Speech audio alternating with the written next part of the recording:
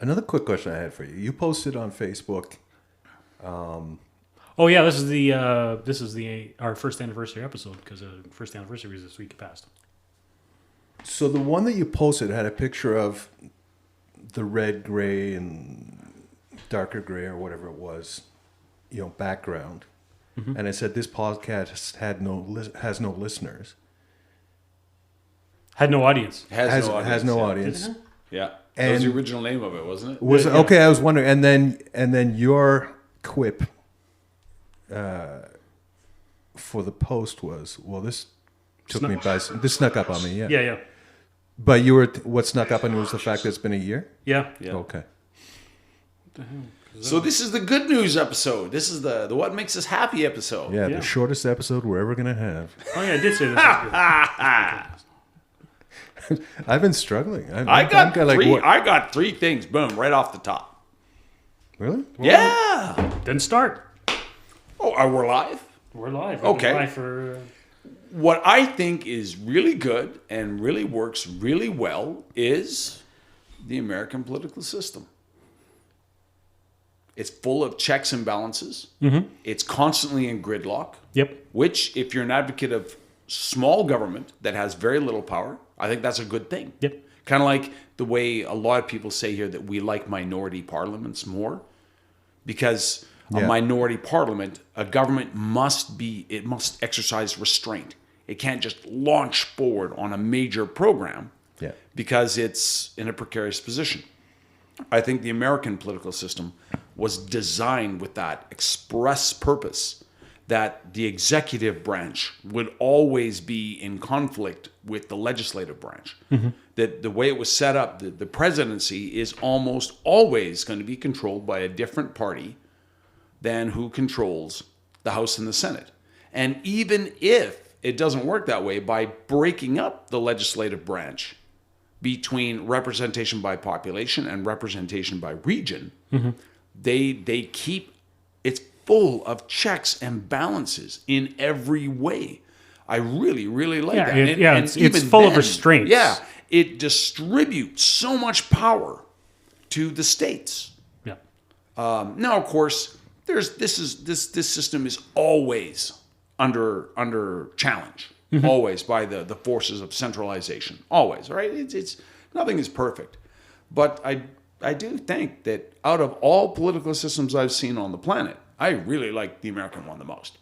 Yeah, me too. I think it's better than a Westminster Parliament. I think it's better than the Australian system. Yep. Although that said, I'm not going to push that point because I'm not as familiar with the Australian system as I should be.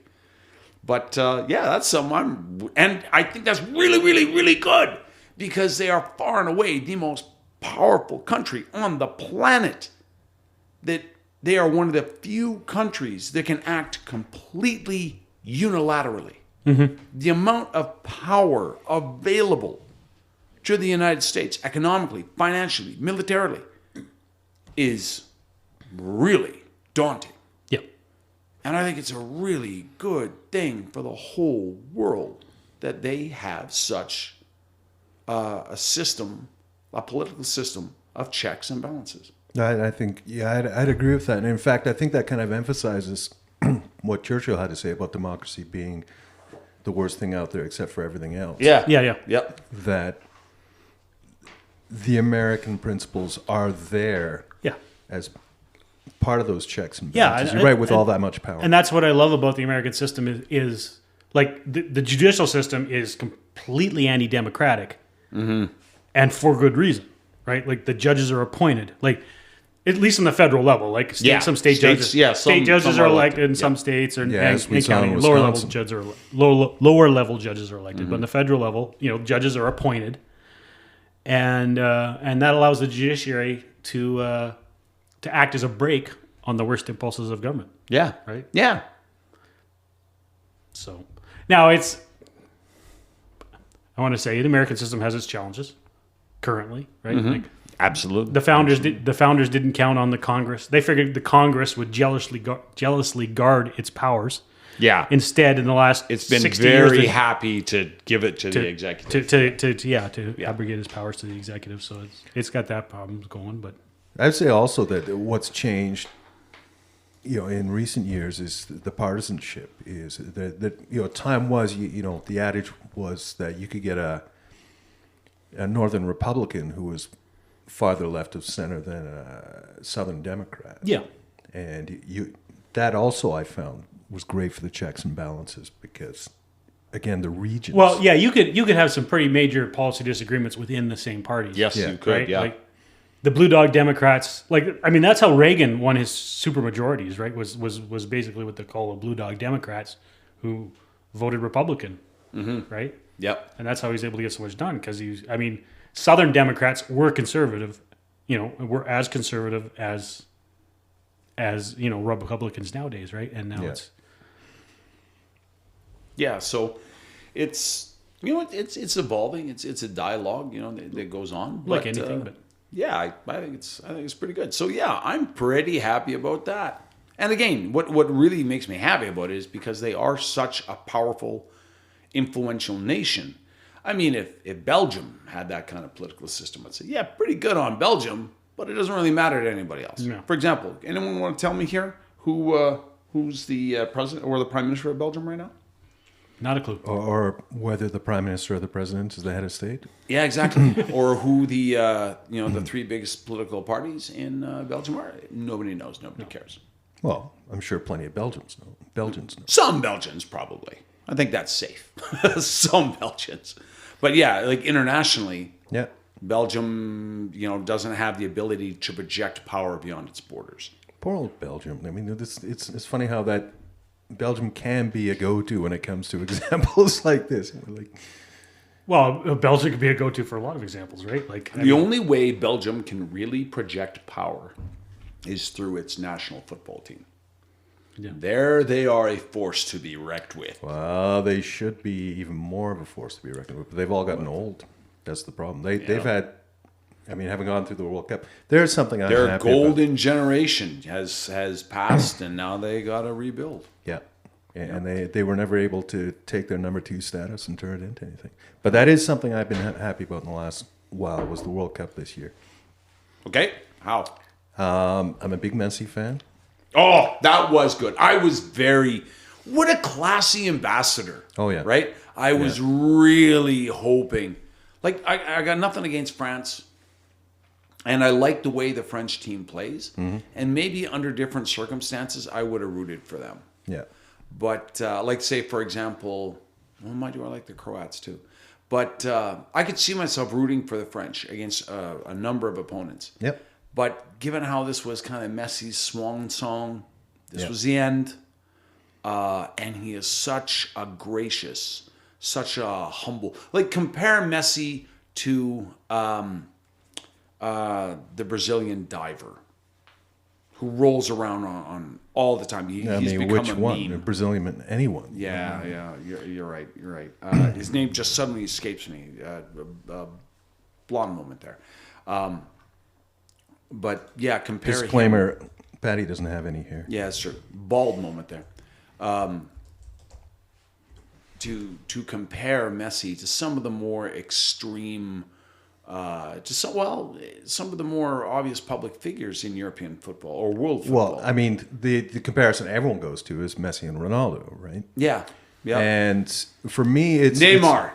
You're thinking Neymar? Neymar is who I was thinking. Actually, my respect for Neymar has gone up since he's kind of matured over the years. I have a lot more respect for him. But a lot of. But he's no Messi. Pretty egregious. No, right? he's not.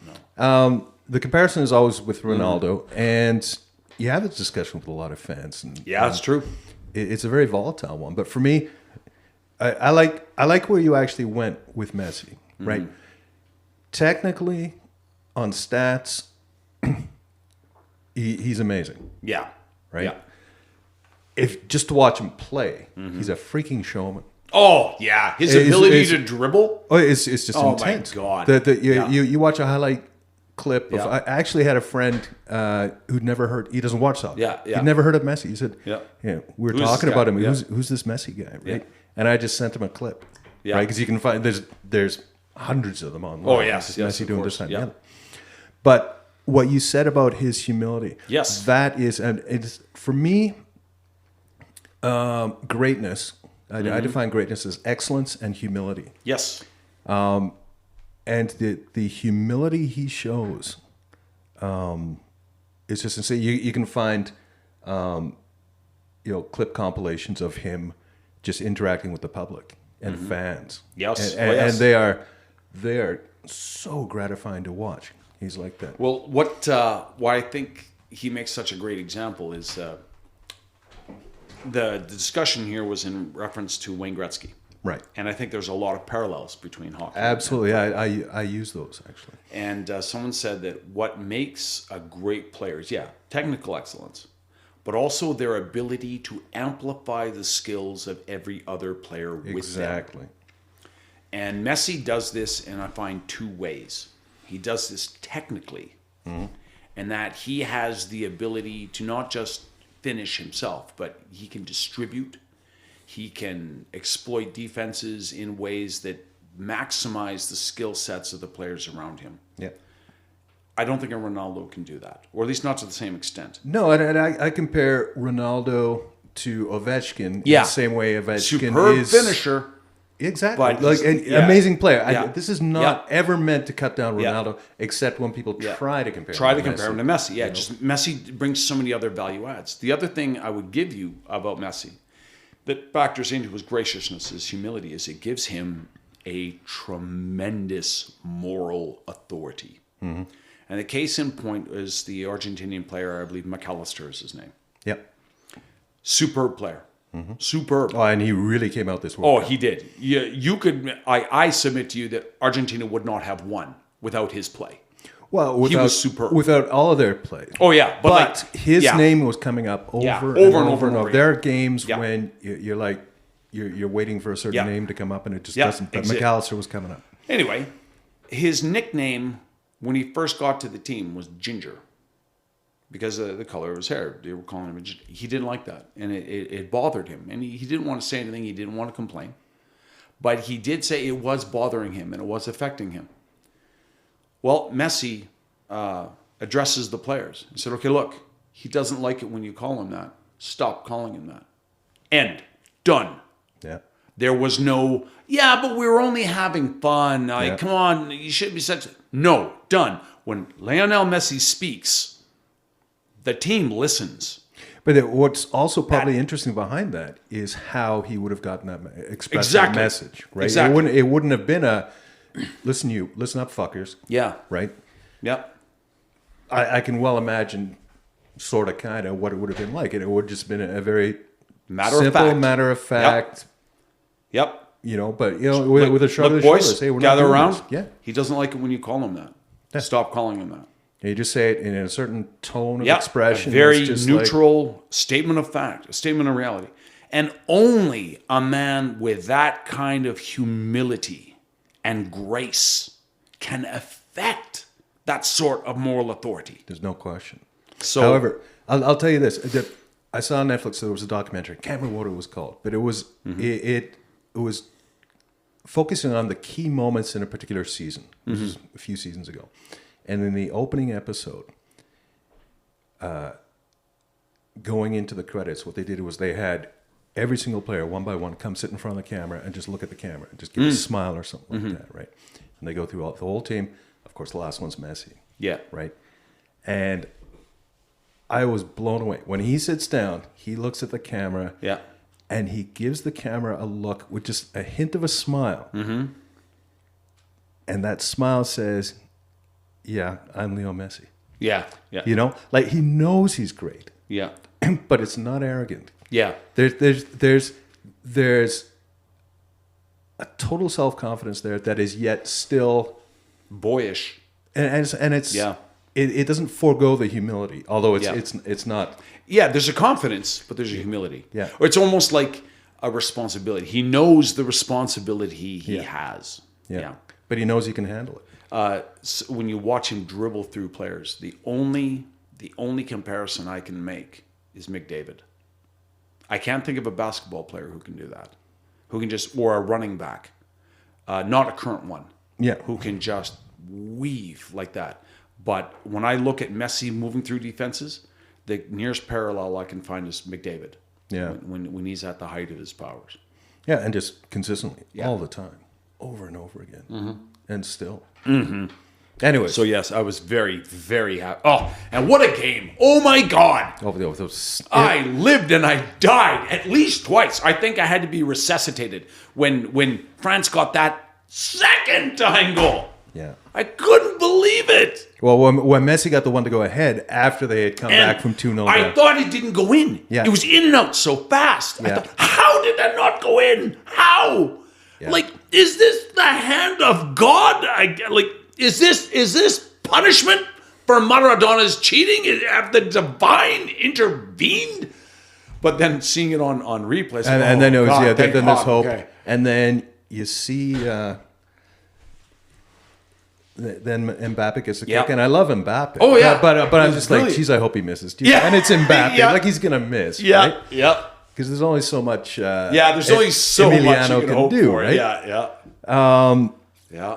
And then when it went to kicks again, it's like, oh my God, like just And like it had against. How many the Netherlands. times is France going to win on kicks? You know. Yeah.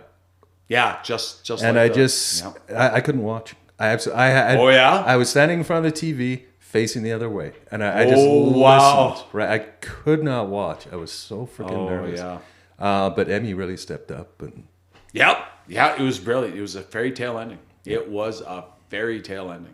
And so anyone who complains, oh yeah, this was all a setup, and the refs were all on Argentina. So I'm like, seriously? Did you watch the Netherlands game? Did you watch the France game? I mean, it went to extra time both times. Yeah. Argentina got ahead, tied up again, went to free kicks. I mean, so I didn't have any complaints with you officiating. No, for the most part, there wasn't a lot of controversy this year, which was great. Yeah. Aside from being in Qatar, but what I did like was the use of AI for the offsides and for the goal line. Yeah, because that takes the officials out of it. You're right. Except I always felt that there was a certain, I don't know, a traditional mystique to the game of soccer or football or whatever we're calling it, because they didn't have that. You know, like but there was a lot of corruption and just some poor calls, right? There was a lot of outright corruption and match fixing. Particularly in Central and South America. Yeah. Really bad in some places in Southern Europe. It was really bad. And then even with FIFA itself, what was it? Maybe FIFA 10 years ago? Yeah. Oh, yeah. Still. And you notice it was, I thought it was telling that it was the FBI. It was the American law enforcement agency that finally brought the indictments. Europe has known FIFA is corrupt as a dog's hind leg for years, and they put up with it. Yeah. It was only when America starts moving into international football in a big way that they start to say, no, American sporting culture does not openly accept cheating. I mean, it's not that it's immune. Yeah. It's happened. The NBA has had corruption. But they were able to get rid of that guy and send him to hockey, and now hockey has problems. Now hockey has problems with corruption. Well, it had problems. It had bigger problems before badminton came along, actually. Well, not in match fixing. No, but there was corruption. Oh, there was financial corruption. Yeah. But I mean, like in terms of match fixing. Gotcha. Yeah. Where that's hockey's problem now. Well, I mean, it's bad enough now. But America doesn't tolerate it. Let's put it that way. As soon as it finds out about it, North American athletic culture says no. It should be a fair and open contest. Whereas, and I think football is better now, but it's had problems. Yeah. Now, of course, let me walk that statement back because America has known that boxing was dirty, and it put up with it for years. So, okay, I'm going to walk that back. North America is more than happy to put up with corruption in sport in certain venues. Yeah. I mean, there's plenty of that. Anyways, like I brought that up. I can't remember how we got on the subject, but yeah. Weirdest things we like. World Cup, that was something to be happy. Good. And coming into this, I was like, fuck me, but there are only very personal things I'm happy about right now coming into this episode. All mine are political. I think of the state of the world and everything we discuss. Well, we're all discussing good things. We all agree. Mm-hmm. We all seem to agree that more than not, the universe is all fucked up like a soup sandwich, right? There Yeah, on the whole, I think things are bad. Yeah. We're more on the side of darkness than we are in light. But there are 3 things that I can think of that give me a lot of hope. Okay, Steve. All right. I just got to say everything I know about European football I learned from Ted Lasso. So You know what? It's there's something to be said for that. yeah, That and the Wrexham. The Wrexham I haven't watched that show on Netflix. But I think that's Ryan Reynolds' team. yeah, Ryan Reynolds, those 2 shows have introduced more Americans to the sport of soccer than I think in anything else. But anyway, go on. Geez, what do I like? Not what you like. What are you happy? What are you happy? What am I happy about? What am I happy about? I'm happy about. I think the state of the auto industry, as far as the products they're making. Okay, right. I'm listening. Like we're at peak car and peak motorcycle right now, especially motorcycles. Now I can't afford any of them, but we're at we're at relatively. I'm an enthusiast driver, so I like the state of sports cars right now is even though there's fewer models than there always used to be.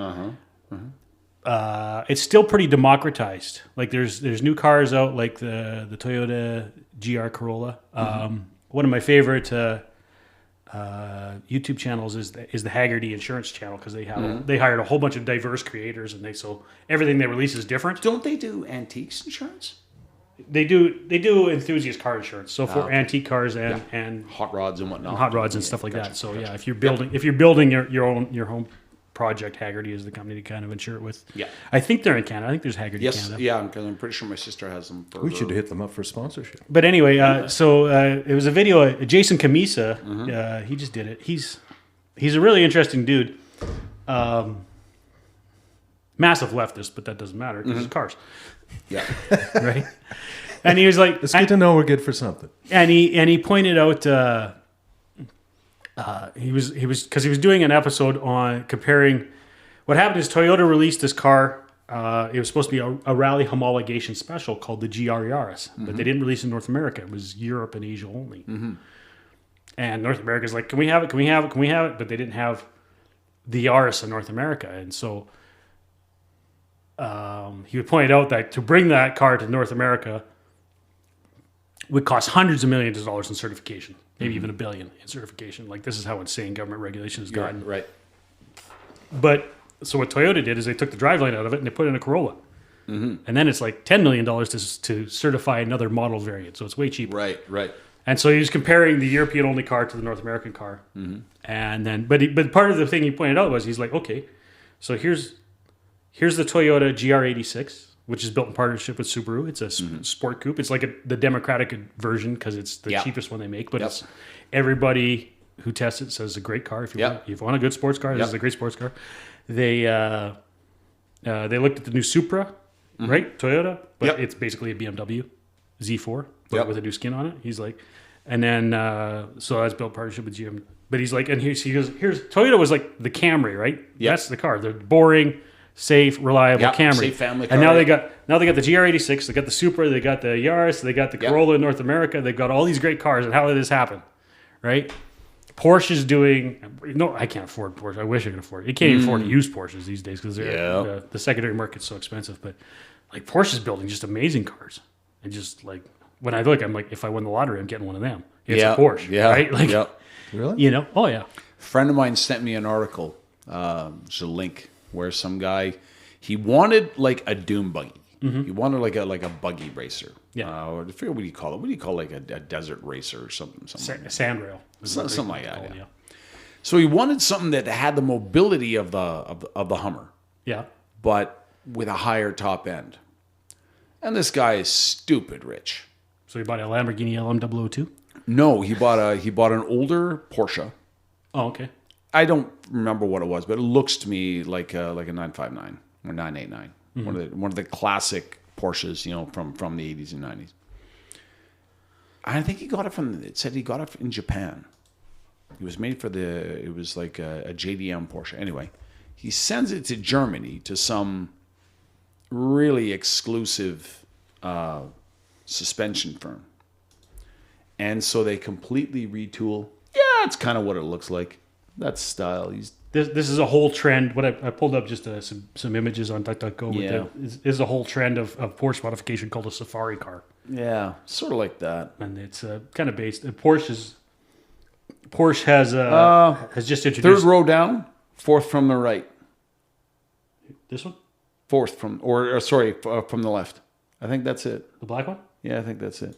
Yeah, H&R. Yep, that's it. Anyway, just what you put up on there. Oh, wow. Yeah, so this company in Germany completely redid. I don't know how much wheel travel he's going to get because you don't have a lot of room to stuff those tires up into the fenders. But at any rate, so he's got this thing, so it's got a little bit of all-terrain capability, little bit, but of course the higher end of the Porsche end. So he gives it to this German firm. Yeah, he's got a winch on it. Like, good God, man. On a Porsche. Yeah, and he gives that to this German company with just like he just rolls up a wheelbarrow of money. And here, do this. Here's some.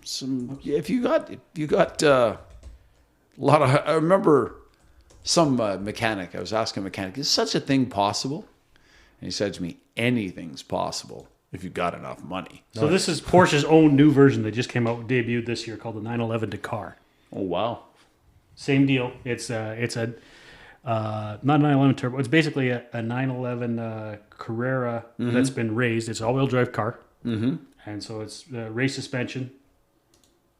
Are they and it's made for the Dakar. Are they using the Audi all-wheel drive or what? No, Porsche's used their own all-wheel has had their own all-wheel drive in 911 since the early 90s. Okay. Yeah, it's their own system. It's not made for the Dakar. That's just what they called it. But because they did have when they came out with the 959, they had versions of the 959 that they raced in the Dakar, and they raced a bunch of versions of 911 in the Dakar as well. I mean, I wonder how the suspension works on there because you got no room for wheel travel. Well, I mean, it's not. I guess it's more for washboarding. Yeah, absorbing washboarding. Yeah. Washboarding. Like when they debuted the car, they debuted it in Morocco, and they did dunes in it and stuff like that, and all kinds of stuff. And dunes. Yeah, dunes are right. Yeah, it does. It's probably got 6 or 7 inches of suspension travel instead of like 11 or 12. Yeah, but probably. Yeah. There you go. There you go. Yeah. So what do you think of the? Are you excited about EVs? Here's the thing. Well, there's a kind of a political and technical thing that's got me excited in that space, and that is that the EU has changed their mandate to include synthetic fuels.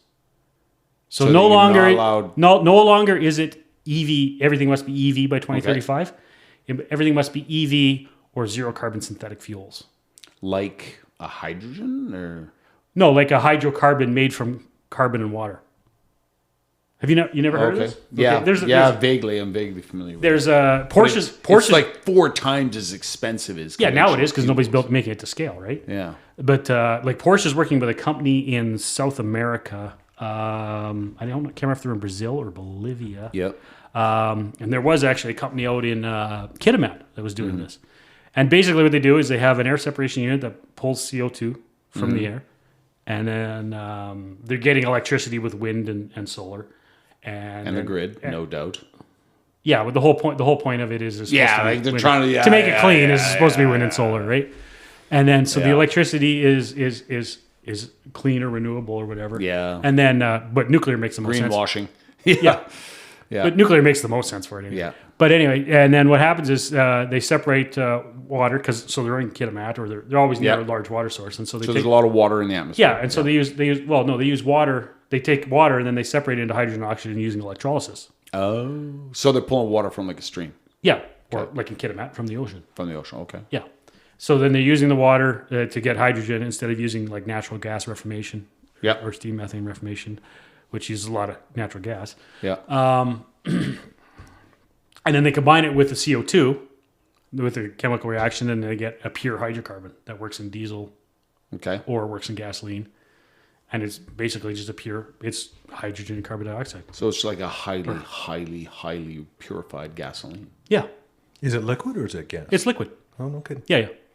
Now, would not every vehicle would be able to run that, would it? Well, they have different versions of it. They'll run in diesels, and they have different versions that'll run it. It's primarily trying it to replace gasoline. But could we run it in our automobiles? Yeah. Oh. Yeah, it's literally, you can pour it into a gasoline automobile, it'll run.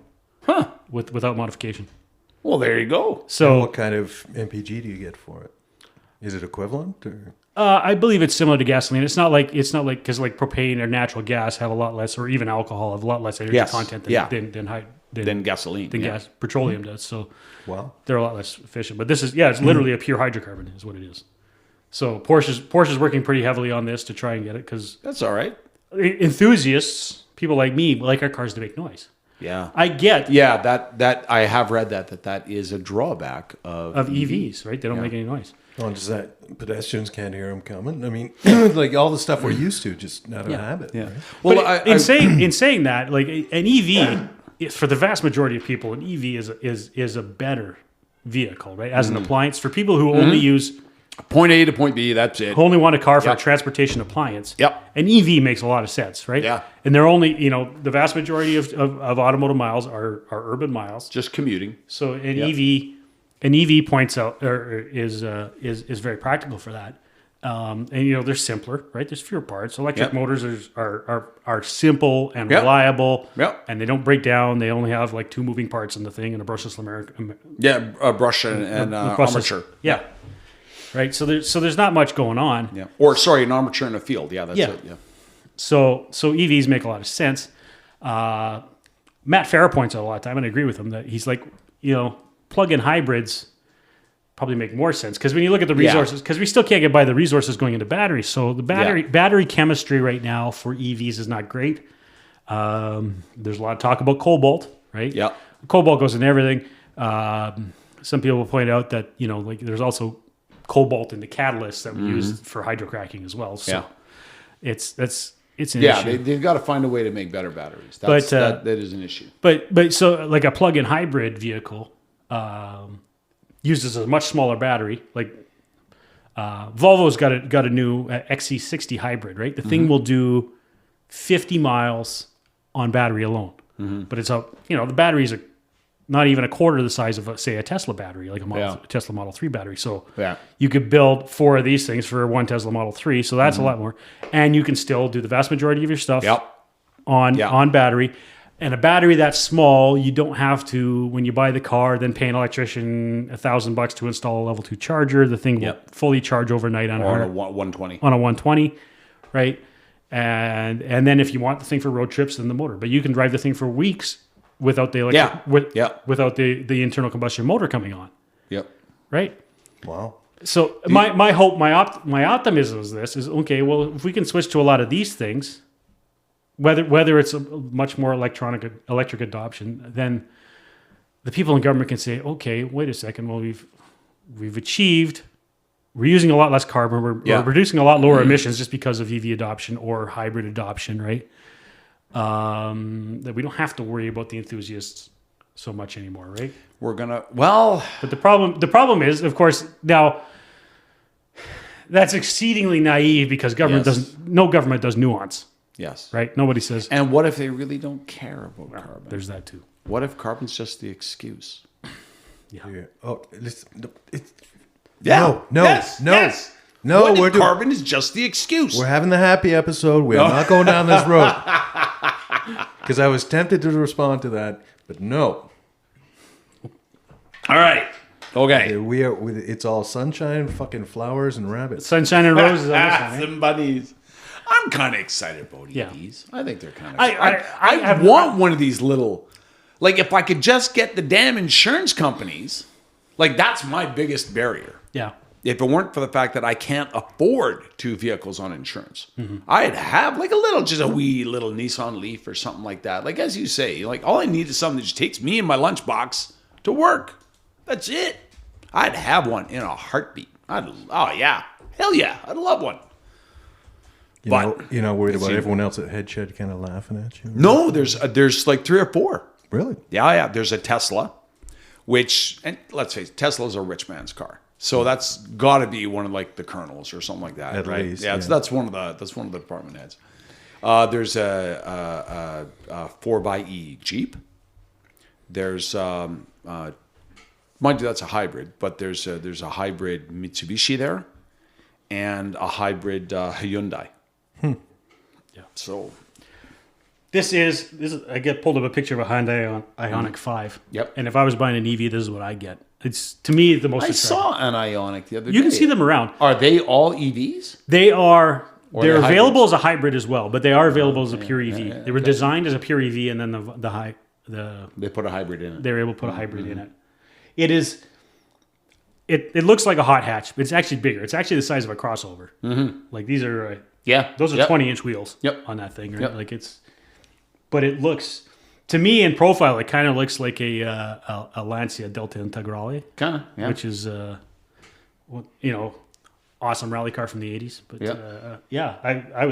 I'd totally rock that car. And as a commuter car, like when I think like how much I spend on oil changes on my car, right? Because I got a freaking Volkswagen, and of course I got the fast Volkswagen instead of the frugal Volkswagen. Yeah. And just how much you pay on oil changes and crap like that. I'm like, well, boy, if I could just EV to work and stuff. And then, Yeah, I'd totally EV if I could. Geez, I'm starting to compile a list in my head here of all the people we should be hitting up for advertising. Advertising. Oh yeah. Product placement.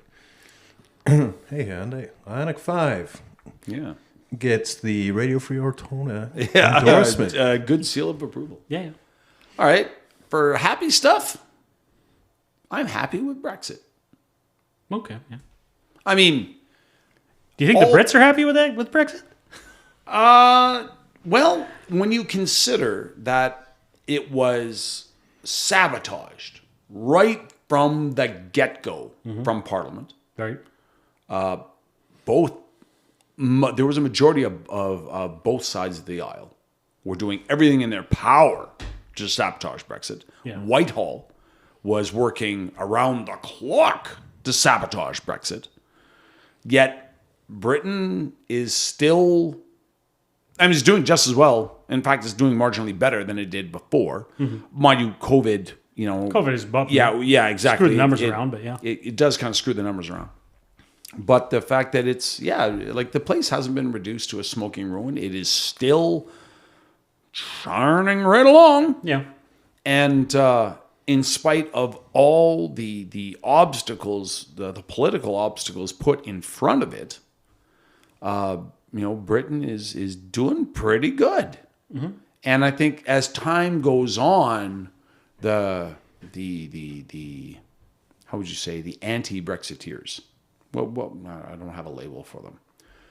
I'm shocked. I think that was pretty much the label.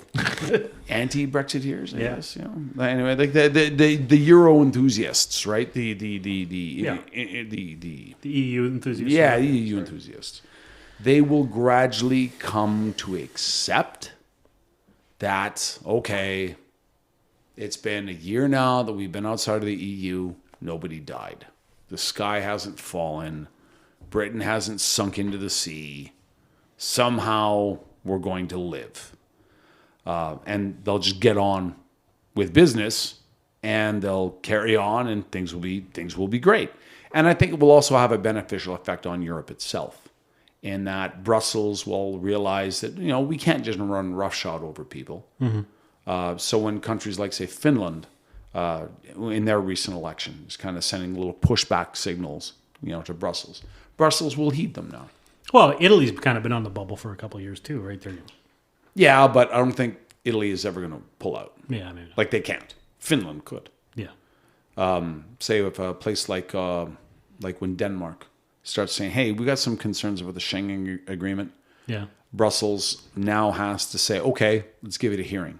They can't just say, "Shut up, peasant," like they did before. Now that Britain has shown that somebody can leave the EU, and they will, then I think it's had a moderating effect on the other side of the channel, which I think is a good thing. Why do you think Italy can't? Do you think it's just demographic?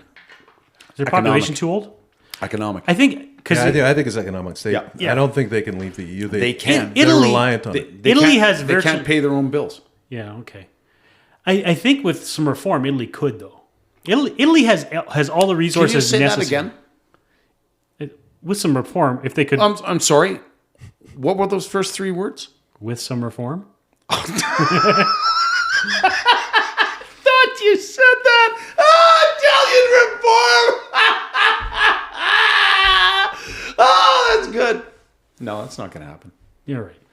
But the problem is you look at Italy and everything's there. They got on paper. Everything's there. You could say they got a good shipping industry. They've got a good manufacturing base. They've got technological know-how. They've got Italy's got fully literate, highly educated population. Yeah. They have good transportation networks. They are, as you say, know what they need? They probably just need some Finns or some Swedes in charge. Yeah. Well, that's for me. I look at Italy and it's like, okay, they've got great food. They got great sex and romance. They got great wine. I mean, they got great cars. They got great motorcycles. Coffee. It's and the coffee, right? Exactly. So how is it that we can go this long into the conversation without talking about Italian coffee? Well, exactly. I don't drink coffee. So. Oh, dude, you're missing out. Yeah, I drink nothing but espresso. Actually. Oh, man. Ever since I went to Spain in 2000 and then Italy if we the next ever year. take this podcast on the road trip because Hyundai ponies up with the sponsorship and we do an episode in Ortona, Yep. the coffee will be worth the trip all by itself. Oh, are you kidding? Yeah, we're just gonna sit from the main piazza there and coffee and then limoncello at night. And, and just sit back. And okay, I'm happy. Yeah, see, now we got something to look forward to. Yeah. Now I'll say this much. Do we need to make a commitment? Like by 3rd anniversary, we're going to be doing Radio Free Ortona in Ortona. Not a chance. No? If we can get. So we've had our biggest episode was 18. Yeah, that was our last episode. First year. Yeah. So at this growth rate, we can hope for at the most 56 listeners by year 3. Okay, Actually, but that's a classic mistake, assuming that trend lines will continue straight. This is true. We could lose. We could lose listeners. But but the one thing that's virtually guaranteed is that trend line will not continue straight. True. It could go down or it could go up. Yeah, but it's not going to be 56. My money's down. Well, I think actually posting a happy episode is going to do us some good. I'll say this. I love the idea. I love the idea of going to Ortona. Oh, yeah. For an episode. So I'm almost willing to commit to our 2nd anniversary. But well, we just got to start saving now. You need a start saving sponsor to commit to the 2nd anniversary. That's what you need. Maybe a coffee company. Well, business is up for me. Oh, there you go. Right there, sugar. But okay, so maybe we start reaching out to businesses. What is your business? Ortona. What is your business? I call it leadership operations. So it's consultant. Oh, okay, yeah. So, instead of ops efficiency and organizational technique, or what I found over the whole course of my career, right? The focus on management is so massive, especially since 2000 and ISO kicked in, right? So everyone's all about management. Now, Six Sigma. OH&S has taken over. To add to that, right? And I'm not saying these are bad things, right? And lately, the lines between what's interesting, because now the one certification I have is as a safety professional, NCSO. But what I was kind of surprised to find as I did my coursework is things that used to belong to HR and operations are now safety, right? Preventive maintenance, that used to be operations. Right. Now it's part of safety, right? Even under OH&S. Harassment, workplace violence, things like that used to be HR things. Yeah. They're Especially now safety workplace things, violence. right? Now it's a safety thing. So, but more and more, it's been my experience since my Solomon days, right? That management is everyone's run to mama, right? And there's a big difference between management and leadership. And management's only going to get you so far. Leadership is the critical piece that gives you teamwork. Right. And between them, those are the things that cover the gaps that management can never cover because policies. But there's no policy. There's no policy or procedure in the world that covers every eventuality, right? Yep. And when something goes wrong somewhere, and there's always something fucking going wrong somewhere. Yep. It's paralyzing. Right. So and I found it's been gratifying to be able to look back over my career, wherever I've gone. I've either been handed teams or fostered teams that had everything of the best of what we were taught as infantry, right? Which is how to work together, how to do the best for its own sake, and how to see yourself as part of something bigger than yourself, and build that teamwork that you could just. I always start by saying you can wind them up and just let them go, but they show up, they wind themselves up, and they go, right? And as a quote unquote manager leader, I can do other stuff, right? Because they've got the operation all covered, right? So my biggest challenge so far is how do I market that? Because everything I'm talking about is so intangible in a world that everyone needs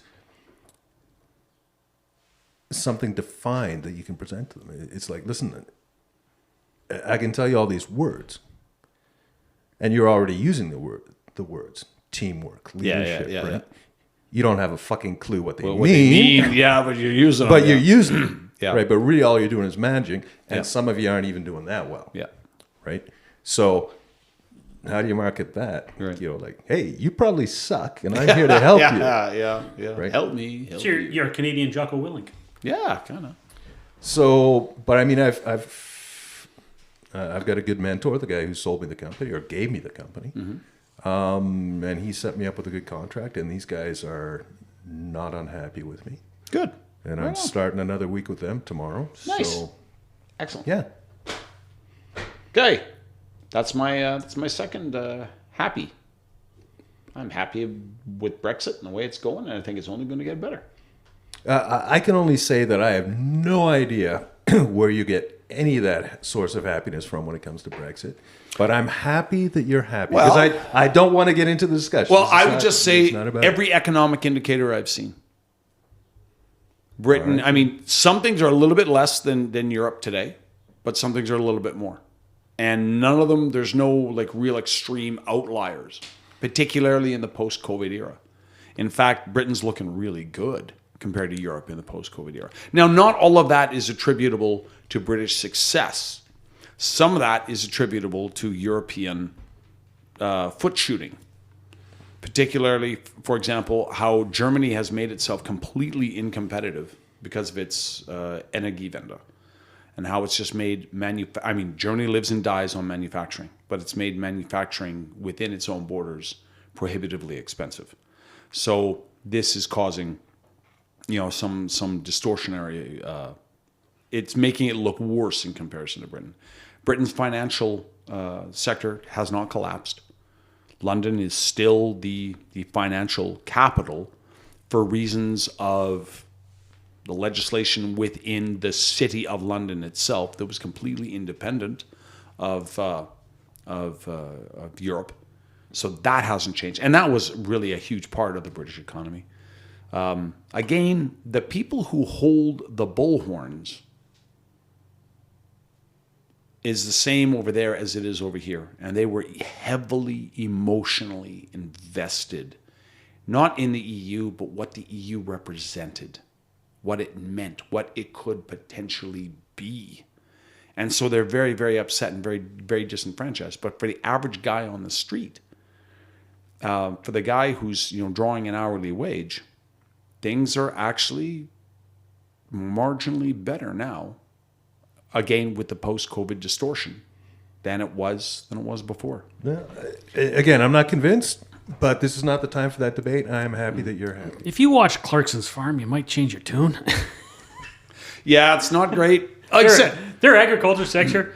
The one thing I learned from that show is their agriculture sector. Because they cut their subsidies. This is an interesting thing.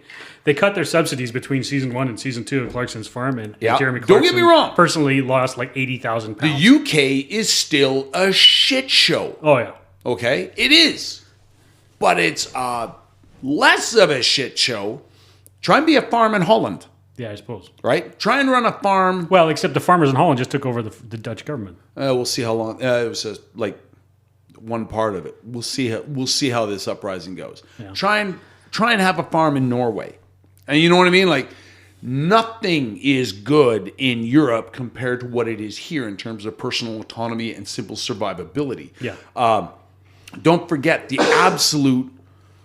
I don't even have a word for it, but the horrible. This ties into my third point. The horrible, terrible things that British and European governments are doing to their people in the name of global warming. Mm-hmm. That is still going to brutally crush everybody's hopes and dreams. Happiness. Brexit didn't take away the climate stupidity of the Johnson government. Yeah. Right? So that still exists. But again, that's independent of Europe, right? That's true. Shaking my head. Yeah, well, it's I'm a shit on everything. State of mind. Well, that's the tough thing. Like I said, this is why I came in. I'd be like, happy. These are all. I got a roof over my head. I got food the main in the thing fridge. is, I'm not saying that they're great. They're not.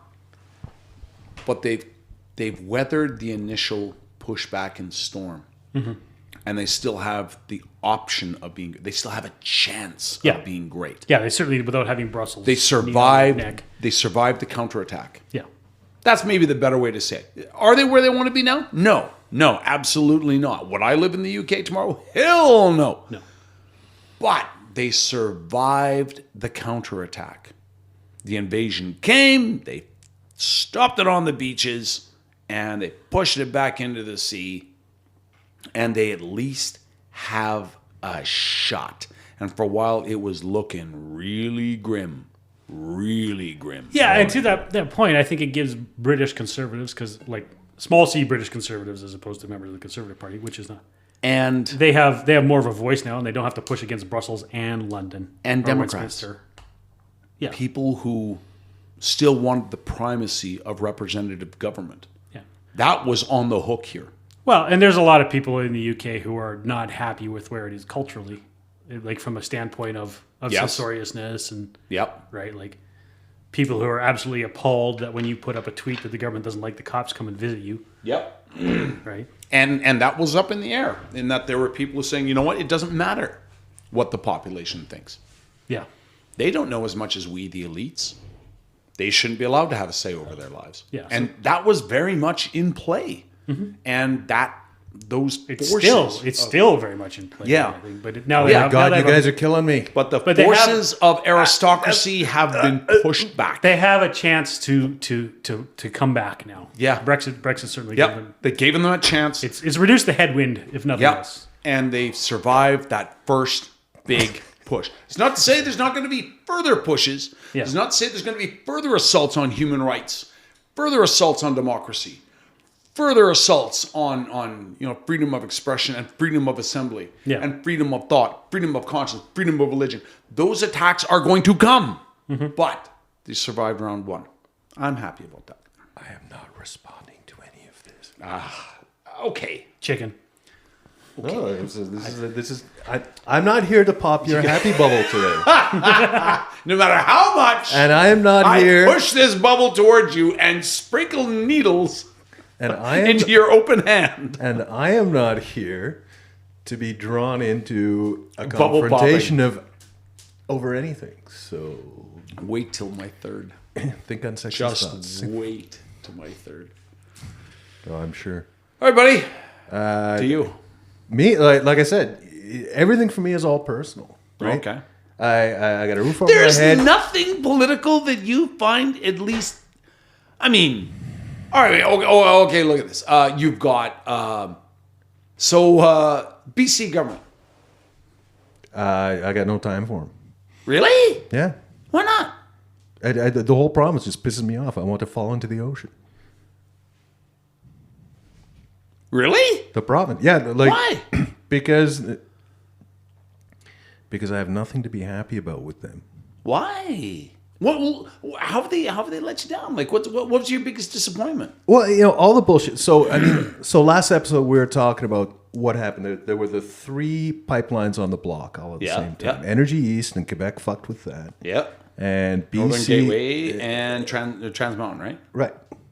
And BC went out of their way to fuck with that one. And then they had what I found just being completely goofy was this whole when Alberta passed the legislation to say, all right, well, if you don't want our product we could shipping theoretically cut off the Vancouver refinery or Burnaby refinery. You don't want our product shipping by pipeline into your province?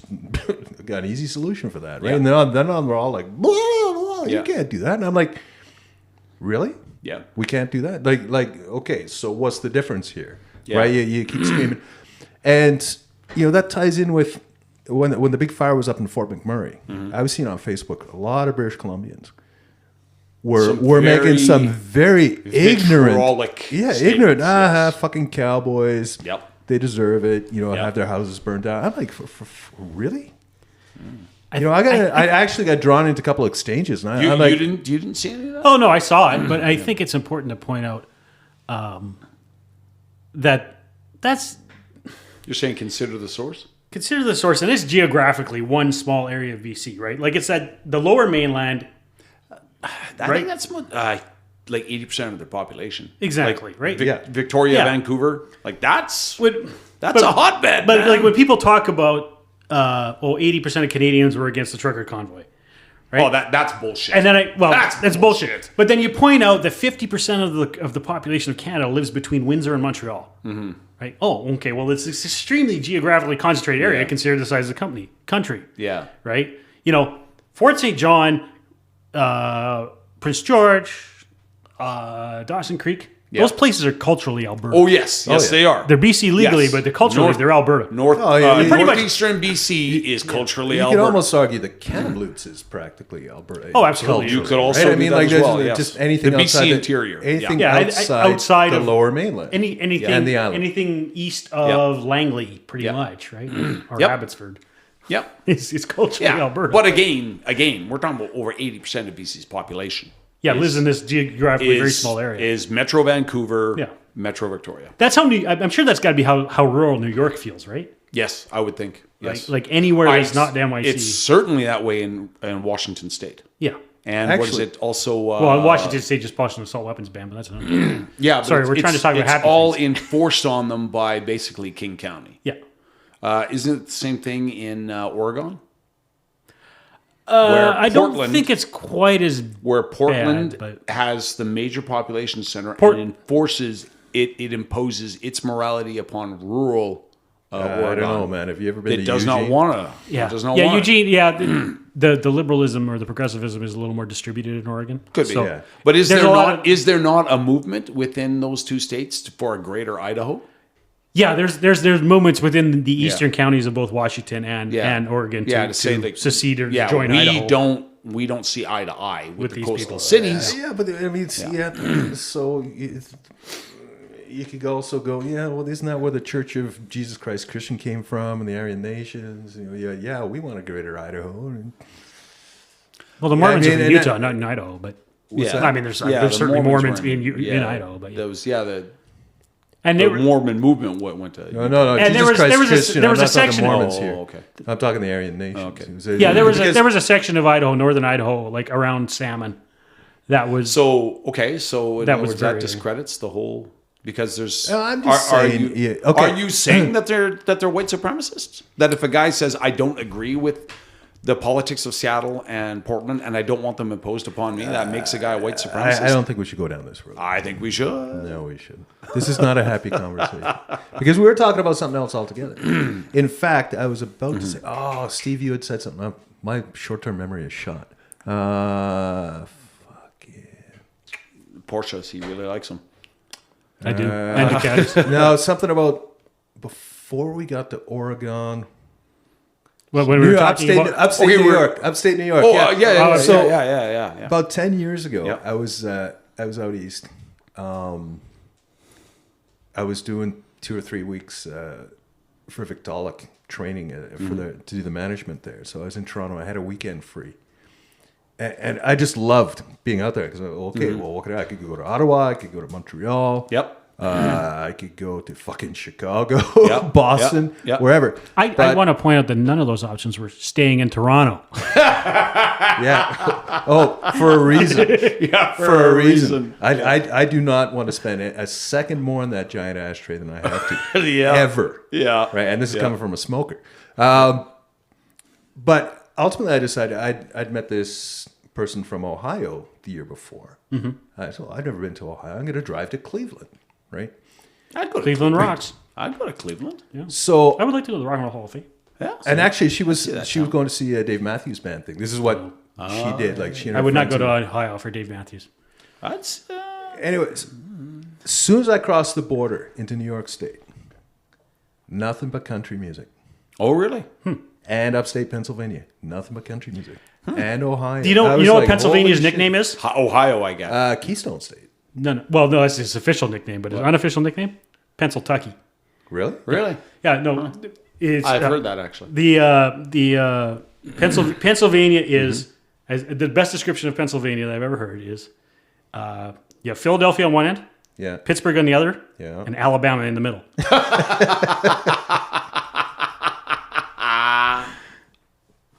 That would be good. Yeah, that would be all right. But it's really like rural Pennsylvania is very, very conservative, right? Like the rural counties of Pennsylvania always go. As we've That's seen, why it's a as, swing state, right? as Yeah, we've yeah, seen yeah, in the yeah. last two elections. Yeah. Yeah, I guess. Rural Pennsylvania, very, very conservative. As is rural upstate New York as well. But Progressivism is, well, yeah. I was going to say that progressivism is by and large in the ascendancy, but that's not really. It's not your style of progressivism that's in the ascendancy. No, it's You are old school. Absolutely, left. I am. Right.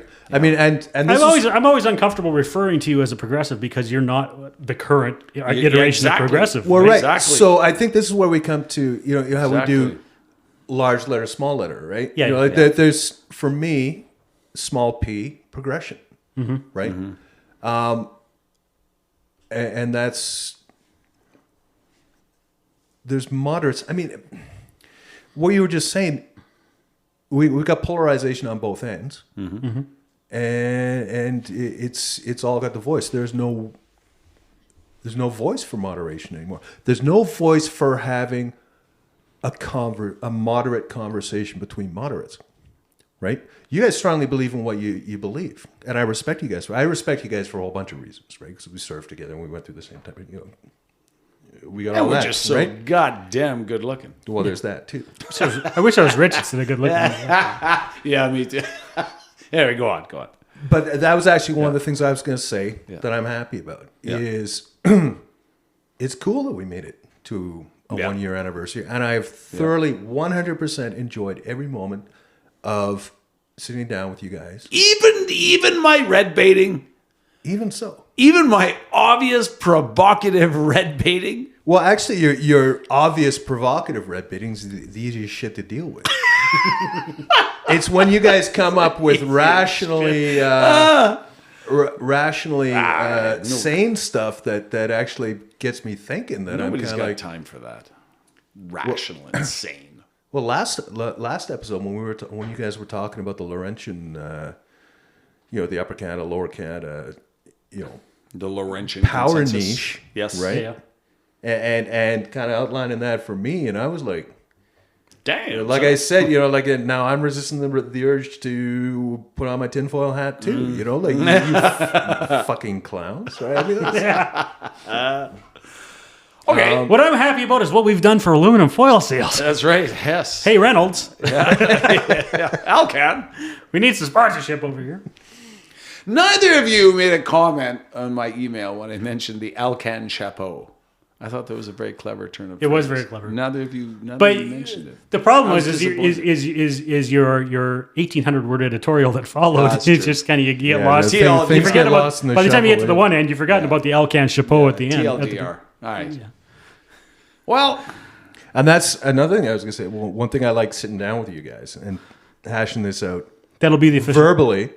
We'll have to do that for Radio Free Art ownership. what's that? And Alcan chapeau. Alcan chapeau. Yeah. We should market them. Yeah, absolutely. Oh yeah. Yeah. No, like Merch an actual, ideas. an actual Yeah. Alcan chapeau. Yeah. So What was I going to say? It was one thing I like, because before we started doing this podcast, it was ultimately Steve and I would have the odd little exchange. Yeah. You throw fuel on a fire. I'd get these in the comments section on Facebook to something I'd thrown up there, and just paragraphs long, and I'm like, yes. And then my brother would weigh in, and I'm like, oh my god, no, here we go. Like I just okay, I'd put it off, and then I'm just like, okay, I'm not responding to this. So thank God we're doing this instead. Well, I don't like just throwing out a blanket statement. I think there has to be some kind of rhetorical support for it. Oh, there's no question, right? And you're very good at it. It's just, and that's why, unfortunately, I don't think you can do a topic justice by narrowing everything down to a 15-second soundbite or say a 15-word. Absolutely not. Which is why this is the better format. I try and avoid the Jon Stewartization of ideas, right? So, but you're in good company that way, because like I'm a huge fan of Mike Rowe, and before he started his podcast, when he would post, somebody would say something on Facebook, send him a mean comment on Facebook, and he would do exactly what you do. He would put a reply up, and the reply would be 1,500 words, 2,000 words long of this is why. Yeah, right? Like it's me. I'm the other way around. I imagine if I'm in charge of something that is about my opinion and it's going to be online somewhere, I'm going to allow for no fucking comment, right? Because, it's more like discuss it amongst yourselves. Because I do not have time. There is not an instrument on this earth that can measure my disinterest in having some fucking troll trying to pick a fight, When I used to post notes on Facebook, which was an essay format, right? And I had the same policy. I will not respond to any comments, good or bad. I've said my piece. Yeah. Right? I have rested my case. Yeah. It is now for others to comment on, that's their space. Make what you will of it. Yeah, exactly. I've got no more to say. Yeah. Like if I did my job properly, I shouldn't need to say anything more. Yeah, and it's like you said, you don't have anything to say more because I've outlined what, why, how. Yeah. Take it and go. Yeah, the prosecution rests. Yeah. That's it. You don't get a do-over after that. Right. And then you can agree or disagree with any of the points that you want. Fair enough. Yeah. Right. Yeah. And if there's something that somebody brings up that begs a response from me, well then clearly I didn't write the initial note well. Well, and that just opens up too many rabbit holes, right? I mean, it's just you get to do that endlessly. Yeah. So that's why I wouldn't want to do it. And also, I don't know the proper term, but whataboutism is a logical fallacy. Well, what about this? I don't know if it's called the moral equivalency or whatever it is, but it's still a logical fallacy, and it's not worth engaging in. But again, this is why this is the better format. Right. I think is we can do that on this topic. Would you guys mind if I launched into my third and perhaps most controversial? Well, I think we should hear. Does Steve have anything else? I'm happy to let Patty go ahead here. All right then. We've talked a little bit about the evolution of political thought between right and left, what those terms mean, what they don't mean, conservative, progressive, and I think nowhere. Yeah, but we got gears turning. Okay. We got blood flowing, right? I think we are seeing an evolution now. We're just on the very opening beginnings of it. You mentioned earlier about your stance. There's old left and there's new left. The old left wanted human thriving. It wanted humanity to thrive and succeed, be healthy, and be happy. The primary difference between the old left and the conservatives was disagreement in the method used to arrive at that conclusion. But it was the same conclusion. Yeah, it was a matter of balance to a certain extent. Yeah, it was the same desire. The same end result was desired. There was disagreement in how that result is to be achieved.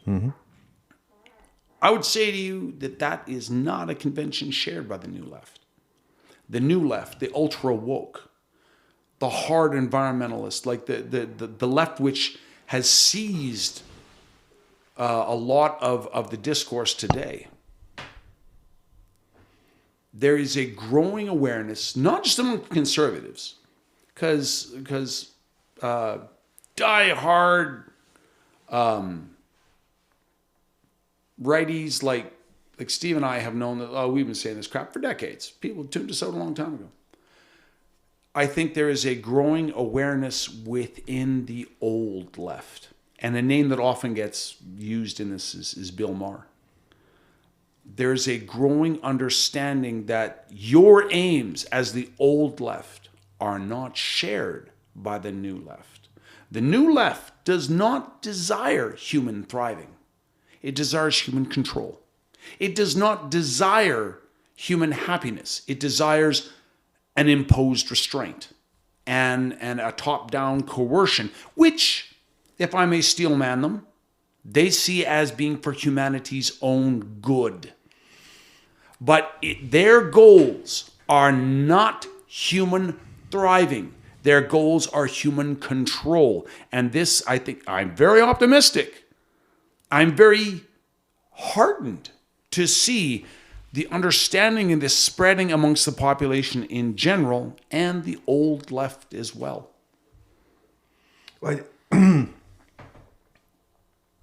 Yeah, I guess I'm still waiting for what Lance is happy. Okay, this is what you're happy about this last statement. This growing understanding. Now, funnily enough, I think it was in our last episode that the three of us were talking about, because I was saying that I think we're starting to see a bit of a pushback against cancel culture. Yep. That we're just like in the McCarthy era, right? Mm-hmm. They eventually someone would say, you know what, this is bullshit, right? And just walked out. Yep. I think that's pretty much, if I recall, that's pretty much how it started. I can't remember who it was that did that, but for some reason I think it was Pete Seeger, but I might be wrong. And I think we're starting to see that, and I think that's what we need. But I don't think this is exclusive to the quote unquote new left. I agree with you that it's there. What's also changed in the meantime is the quote unquote new right. That's become very radical and enfranchised. It's got its own echo chamber going on as well. So the guys, the left and right that used to agree, there used to be red Tories, right? Mm-hmm. Red Tories, not so much anymore. And they certainly don't have the voice.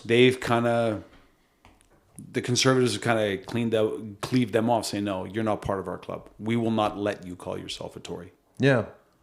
And so that's part of the problem. How? I believe. Well, I mean, and this is something we discussed, episodes ago. Like I said something about, listen, if you want how conservatives need to be less conservative. No, it depends on how you define conservatism. So this is where the conversation comes right round to, right? This is my point, right? And I present it as an objective statement, not as a biased one. I'm like, do what you want.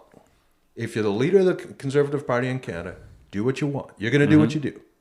If you want my vote, and my take is there are a lot of people like me who have voted Conservative in the past, right?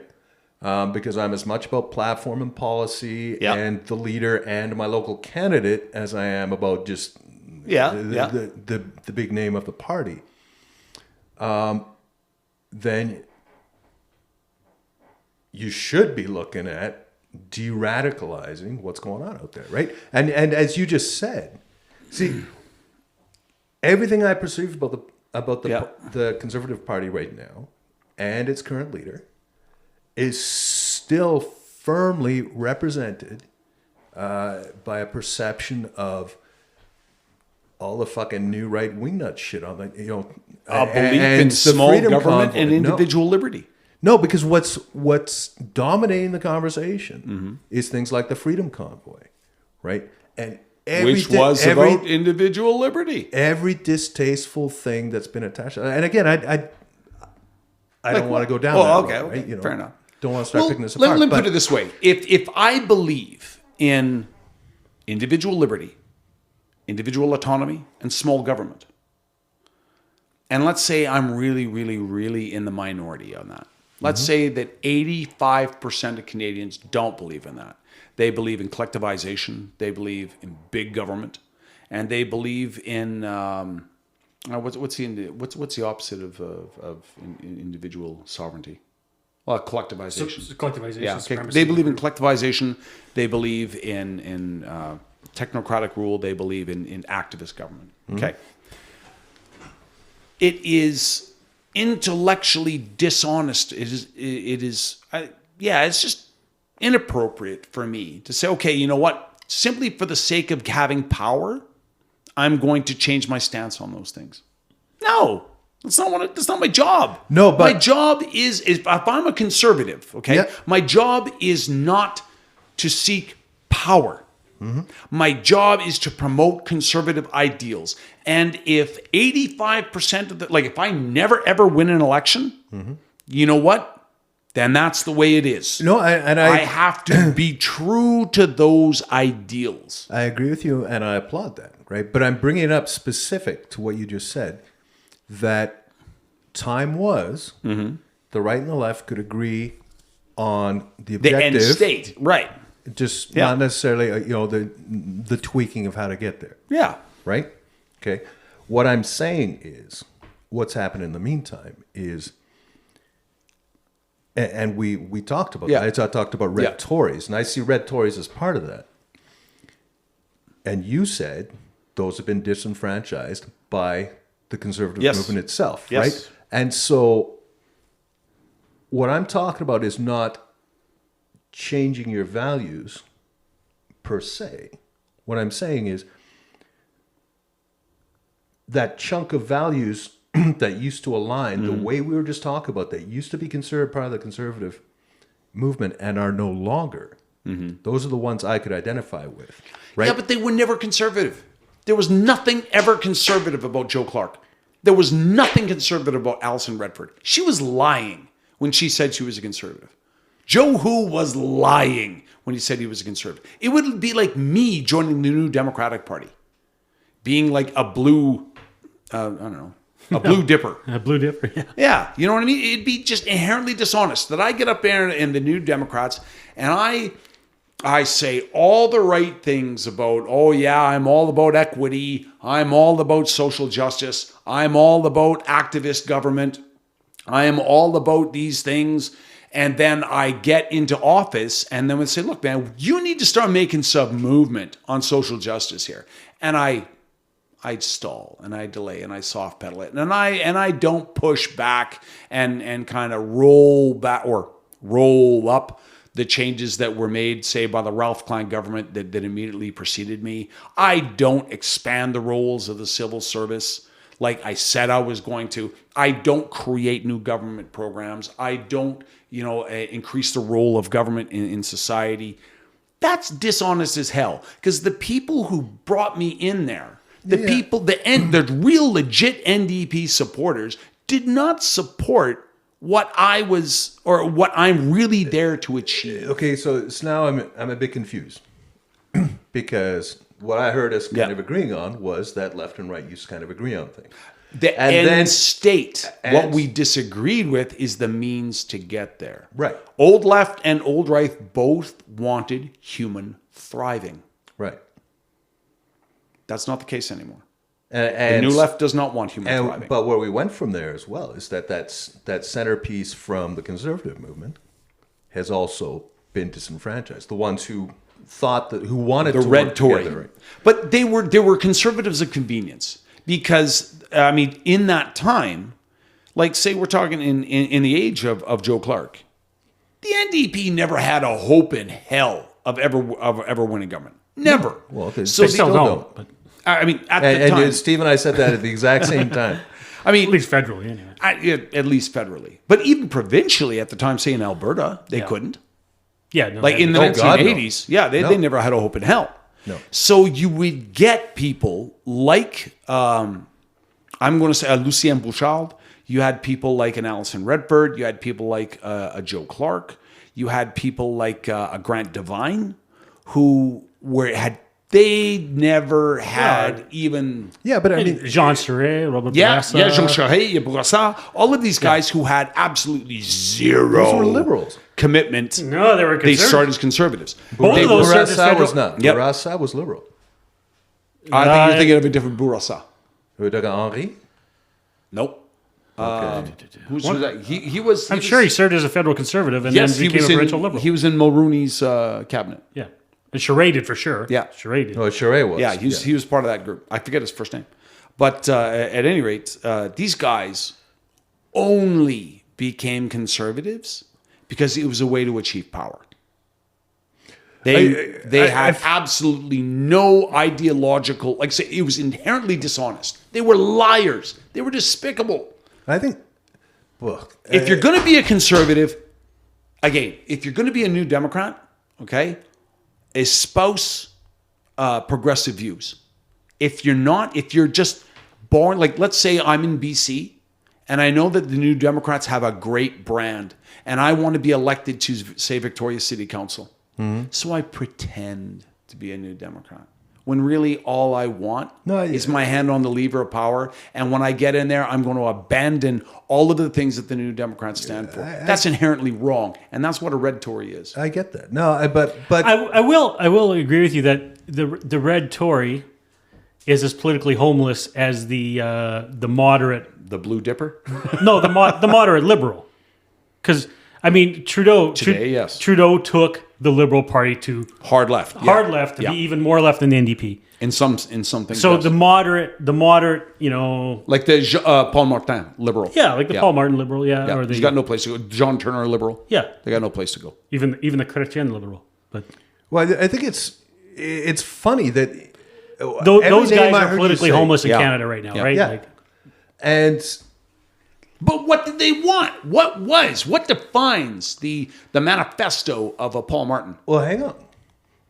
And this is where they're close together. When you talk about your Paul Martins and your quote-unquote red Tories, right? Every name on that list, and I find it hilarious. Of the red Tories or the moderate liberals? Of the red Tories. Okay. I find it hilarious that you talk about the age of Joe Clark. The age of Joe Clark was about 5 months long, if I remember correctly. Because he won a minority in 79. He was ousted Oh, that's his time in later, power. Right? Well, his time as prime minister. Right? Yeah, his time as prime minister. Right. He was leader for a couple of years. Yeah. But... And then stayed in state government for another decade. For me, there's always milked that teat for a decade. There's always been a difference between Tory governments and Liberal governments in this country. Sure, there should be. And those were red Tory governments. The Conservatives, like who? Federally, like who? Anyone you can name. Your Diefenbaker. What made him red Tory?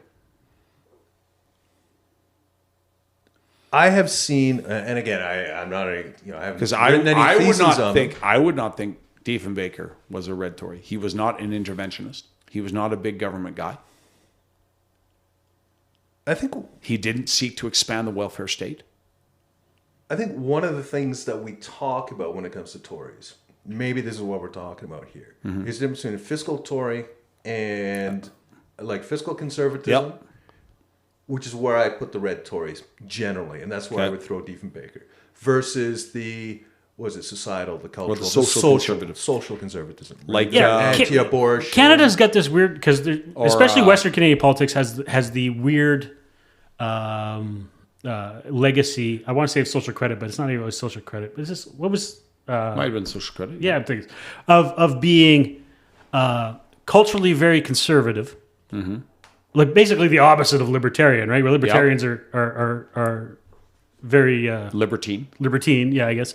But so social credit was culturally very conservative, so they're Christian and stuff like that. But they were very pro government intervention in certain things, right? Yes, they were, and much more so than a small C conservative would be, yes, or even a smaller liberal would be today. And you had the mirror image where you had the social gospel on the CCF, where Christianity played a huge role. Yeah. In the early, that's an episode right there unto itself, right? You know, like comparative use of the gospel. But yes, totally. But like I remember a few years, well, like it was a long time ago now. Just after Harper got lost his election about a year, 6 months or a year later.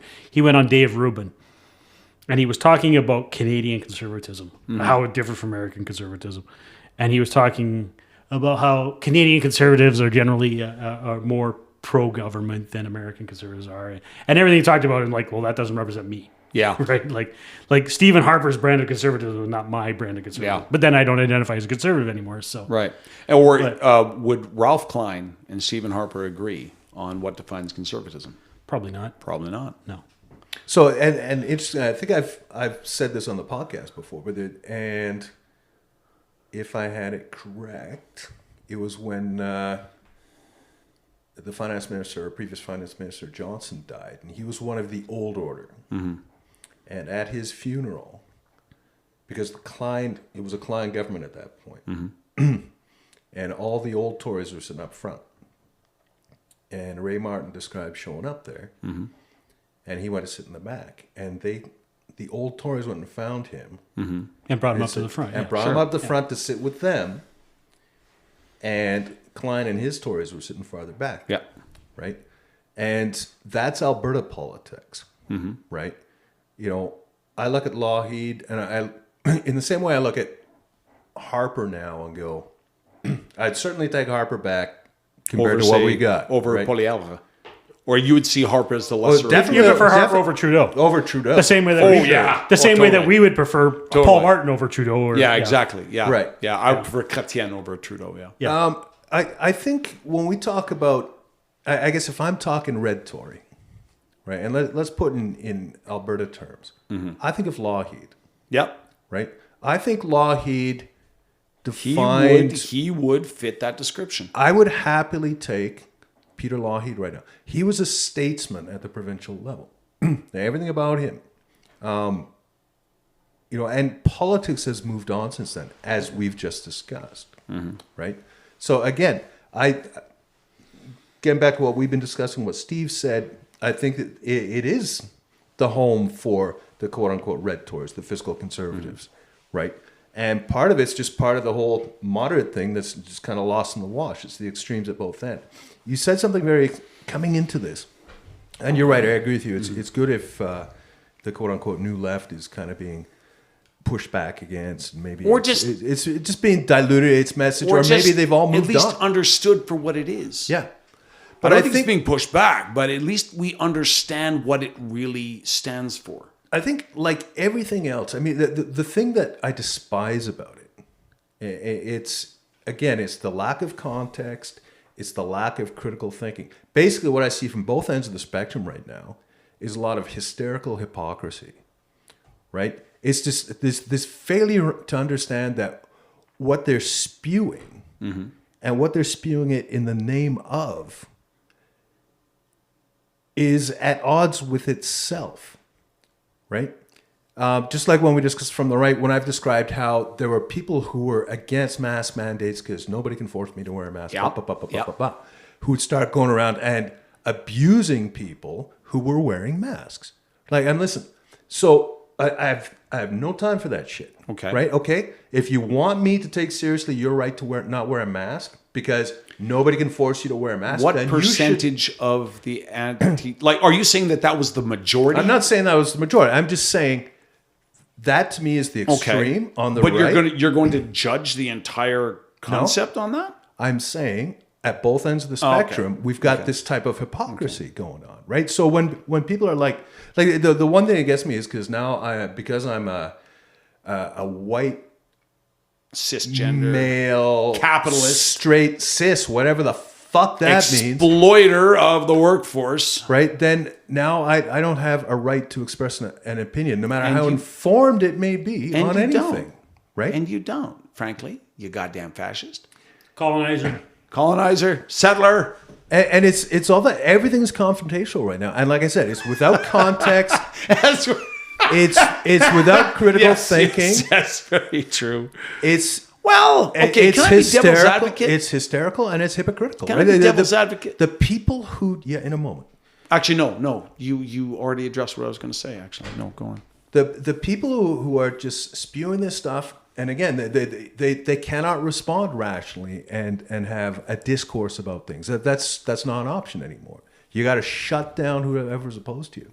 But funnily enough, you talk about how they're not about human thriving. Right. They're about control. And yes. in both of those statements, I think you're right, but you're wrong. I don't think they even understand that. They don't even understand that they're about control. They don't understand that they're not about human thriving. They probably believe in some strange way that they are.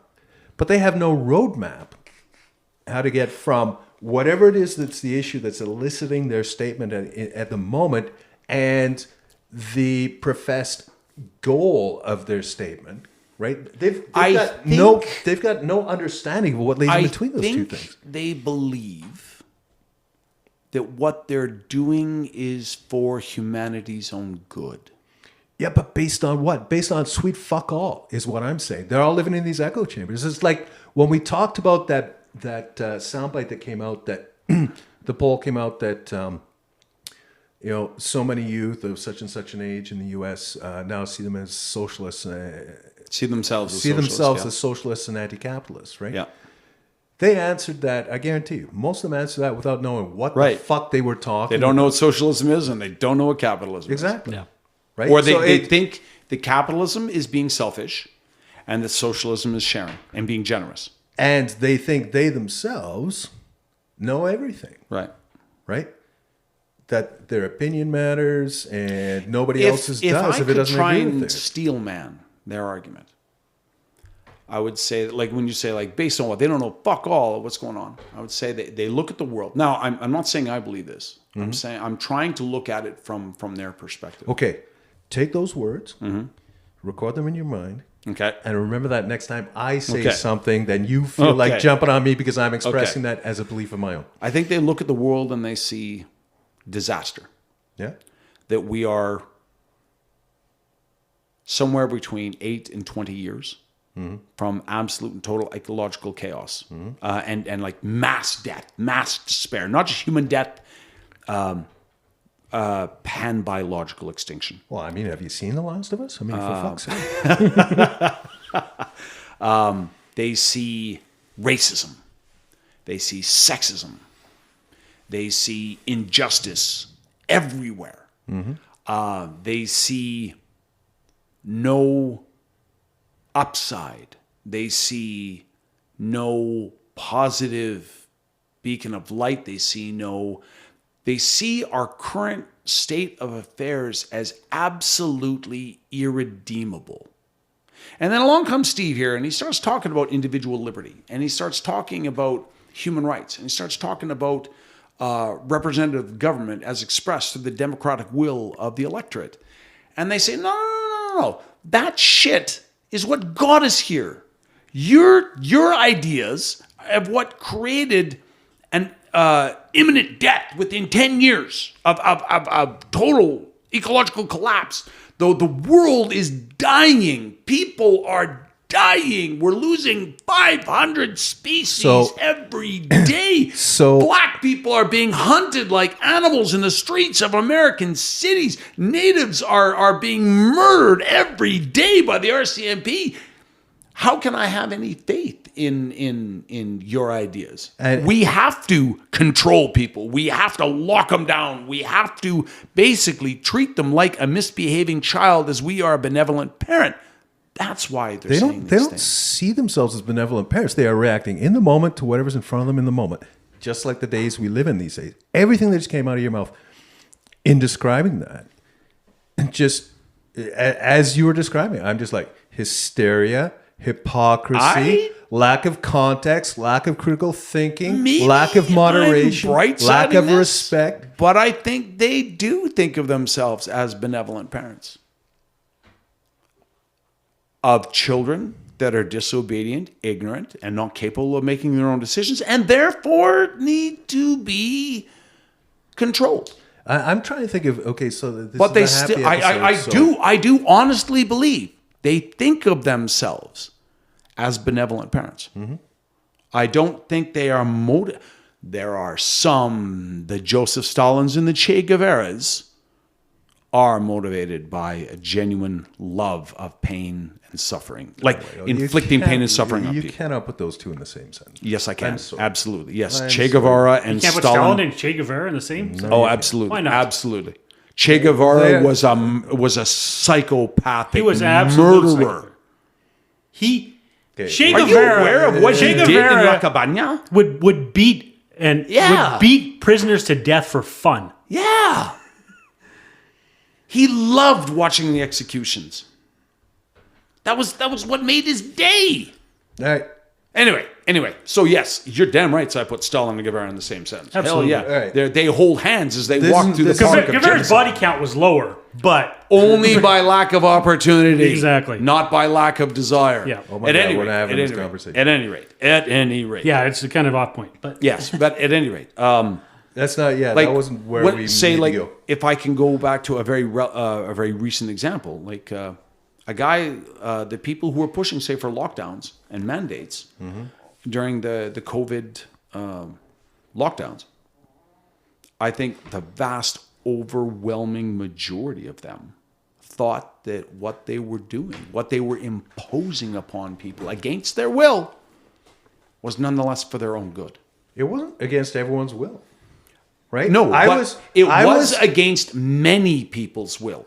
right, And so, they knew that they were using coercion. They knew that they were depriving people of their civil liberties. They knew they were depriving people of their freedom of conscience, of their individual choice. And they knew they were censoring speech. They knew that they were depriving people of, say, freedom of speech and freedom of dissent. I mean, but they felt they were doing it for genuinely we've had good this conversation reasons. in many different forms, many different times. Right now, I do get tired of hearing nothing but, because I'm not saying there's no place for individual rights and all You're this, right. and I'm not saying that everything should be coerced and yada yada Yeah. yada, right?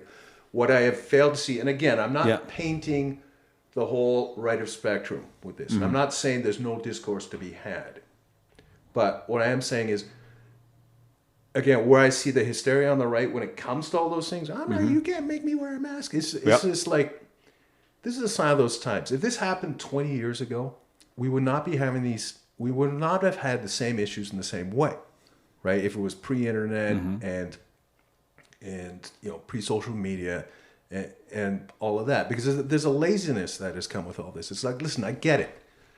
So let's have the discussion, and keep in mind, it has to be kind of a quick one because there's a chance that we all die, right? Okay. So how do we have a conversation under those circumstances, and let's agree on the end game? Like, we don't all want to die, Right. And we're not sure about how real that possibility is, right?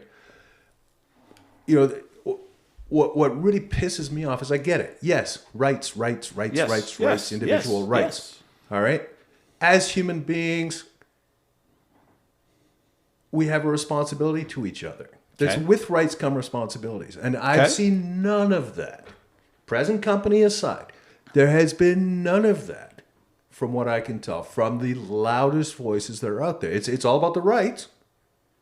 And it's basically, in some ways, it's by extension, I don't give a shit about your rights to live, right? Because it's only about my right to not wear a mask. We've right? kind of covered this, where we have asked you to say, okay, how did these, like, in this example of the COVID lockdowns, how did the people infringe upon, or the people who didn't want to wear a mask, who didn't want to get vaccinated, how did they infringe upon your rights to get vaccinated, to wear a mask, to isolate? How did they infringe upon you? I'm not saying that they did or didn't. What I'm saying is what pisses me off is the lack of an ability to have a conversation about that, because there were so many unknowns, right? We, under those circumstances, all I heard was my, me, rights. Right. All right? Okay. What's wrong with that? I'd like to be able to have a conversation. Well, okay, so you're asking me after the fact, now that time has passed, and you guys gave me a lot of data to kind of sink in and kind of go, maybe, right? And I felt maybe it was exaggerated, maybe it was overblown, right? But I'm glad they did something and not nothing, right? And what pisses me off is the lack of opportunity that was given on a whole bunch of sides to have a reasoned discussion of, okay, all right, folks, we're all in the same boat here. What are we going to do about this? As I recall, our side did try and have a discussion, like with the Great Barrington Declaration, with Scott Atlas. Who's that guy that Peterson just interviewed? Jensen. He was in the Minnesota legislature. Oh, I can't remember. There were guys who tried to have a conversation, and they got crushed. And they got crushed hard. There was going to be no conversation. There were look at how Rogan tried to have a conversation about ivermectin. Yeah, and the backlash that he got. So I think there was attempts at conversations, but your side was having none of it. No, it was like I said, not my side. Knee. I'm all about let's figure out a solution. Not your to all side, this, but what I mean right? is like the pro lockdown, the pro mask, the pro mandate, like the how would you call it, the big government side, right? Like what was Alberta's chief health officer? The equivalent of Bonnie Henry in BC. Dina Hinshaw? Yeah, the Dina Hinshaws, the Bonnie Henrys, the Theresa Tams, the Anthony Fauci's. They were having none of it. And it did rapidly fall into a left-right spectrum where you had almost an uprising within the Kenney UCP government because they didn't feel that Kenney was doing enough to protect individual liberties and individual rights. And then you had criticism coming from the left on the NDP that they weren't locking down enough, that they weren't cracking down hard This is enough. the one situation I actually felt sorry for Jason Kenney. Yeah, he was fucked either way. Well, right? he should have known. Like, look, Kenney, you know what party elected you. Yeah, but I mean that's okay. There are rabbit holes we go down. Come with on, that, man. He should have known. He should have known. Yeah, because my vote is worth 1/25th of what someone in Fort McMurray's is, right? Well, okay. Well, that's how we got a Trudeau government. So happens to me more often than it does to you. Well, yeah, but on the other hand, I live in a city which is preponderantly public sector workers, so I always have to put up with NDP representation. My vote is 1/25th of their guys. Which matters nothing because it's a parliamentary democracy and therefore the majority party is doing whatever. And to be honest, I am engaging in the logical fallacy of whataboutism. So yes, I will walk that back. Oh, can I go on the record? Since we're on a podcast here, I want to walk back my statement from our previous episode. Which statement? I want to walk back my statement where I said that say South America suffered no downsides from not participating in the Second World War. Okay. I want to walk that back categorically. I've thought about it. They did. And I think that Canada and Australia occupy positions in the global world order completely disproportionate to their actual economic and cultural effect because their participation in the Second World War plugged them into diplomatic and trade networks that they otherwise never would have been in, which Brazil and Argentina and Chile were not in. And that is why Canada and Australia have such demonstrably higher standards of living, was because of their participation in the Second World War. Oh, no question. So, yeah, I want to walk back what I said in the previous episode. I want that on the record. Here's a wacky hypothetical. Uh-oh. If they had... Is it a happy one? No. Well, it's happy in that it's probably good that they didn't participate because if they did participate, would we have not had the South American front? Maybe. Right? Well, like South America stick Brazil Argentina. might have joined the Allied side, and Argentina might have joined the German side. Right. So not having that as a front in the war was probably a benefit for everyone. Could be, yes. Yeah. But I was kind of making the statement that I was being a bit of devil's advocate, saying that really Canada could get away with not having a military at all because we are completely under the American protection anyhow. Yeah. But I want to walk that back with the retrospect of the influence that Canada has had in the post-war era. And not just the influence, but say the economic opportunity that it had as a result of being at the table. Yeah. When economic and trade decisions were made, when things like Bretton Woods Agreement were being negotiated, Canada had a seat at that table Brazil didn't. Yeah. And the reasons for it are diplomatic, not economic. Yeah. Well, not just that. I mean, there's just the sheer industrialization that came with being participation in the war. That Even that discounted. Because again, I try and avoid that because of that war. The myth has gone into our society that wars are good for the economy. And that people looked at the Second World War in North America and how our economy boomed in the 1950s and 60s. And then people drew the de facto conclusion, wars are good for the economy. And that is a total fallacy. They are not. How good was the Second World War for the UK? You could make a very convincing argument that Britain lost the Second World War. Well, absolutely. In terms of economics. Absolutely. They came out of it a much lesser How power good than was the we go Falklands War for either country's economy? It wasn't. It was an absolute disaster for both. Yeah. A bigger one for Argentina. A much bigger one for Argentina because there was political fallout as well. But what if Britain had lost that war? What if the Falklands had? What if the task force had failed, and the islands were retained by Argentina to this day? The Thatcher government wouldn't have survived. So, you look at how good is war for Ukraine and Russia right now? Well, it's not. Like war is not. War Well, I mean, is war is a total loss economically. It's just that we have this myth in North America because of the aftermath of the Second World War, where people kind of, I'm losing. I can't remember the logical fallacy for it. The shorthand term is wet streets cause rain. Correlation is not causality. No. I was just Post-hoc, no. Whatever. I know what you're saying. Yeah, people saw the economy boom in 1950, and they said, well, it must be because of the war. Yeah, there's definitely a school of thought that argues that the Great Depression did not end until the Eisenhower administration, right? Right. Because Eisenhower got in and he implemented a bunch of tax cuts passed. Yeah. But a lot of people... And did a lot to lot deregulate of the U.S. people economy. think that the World War II ended the Great Depression.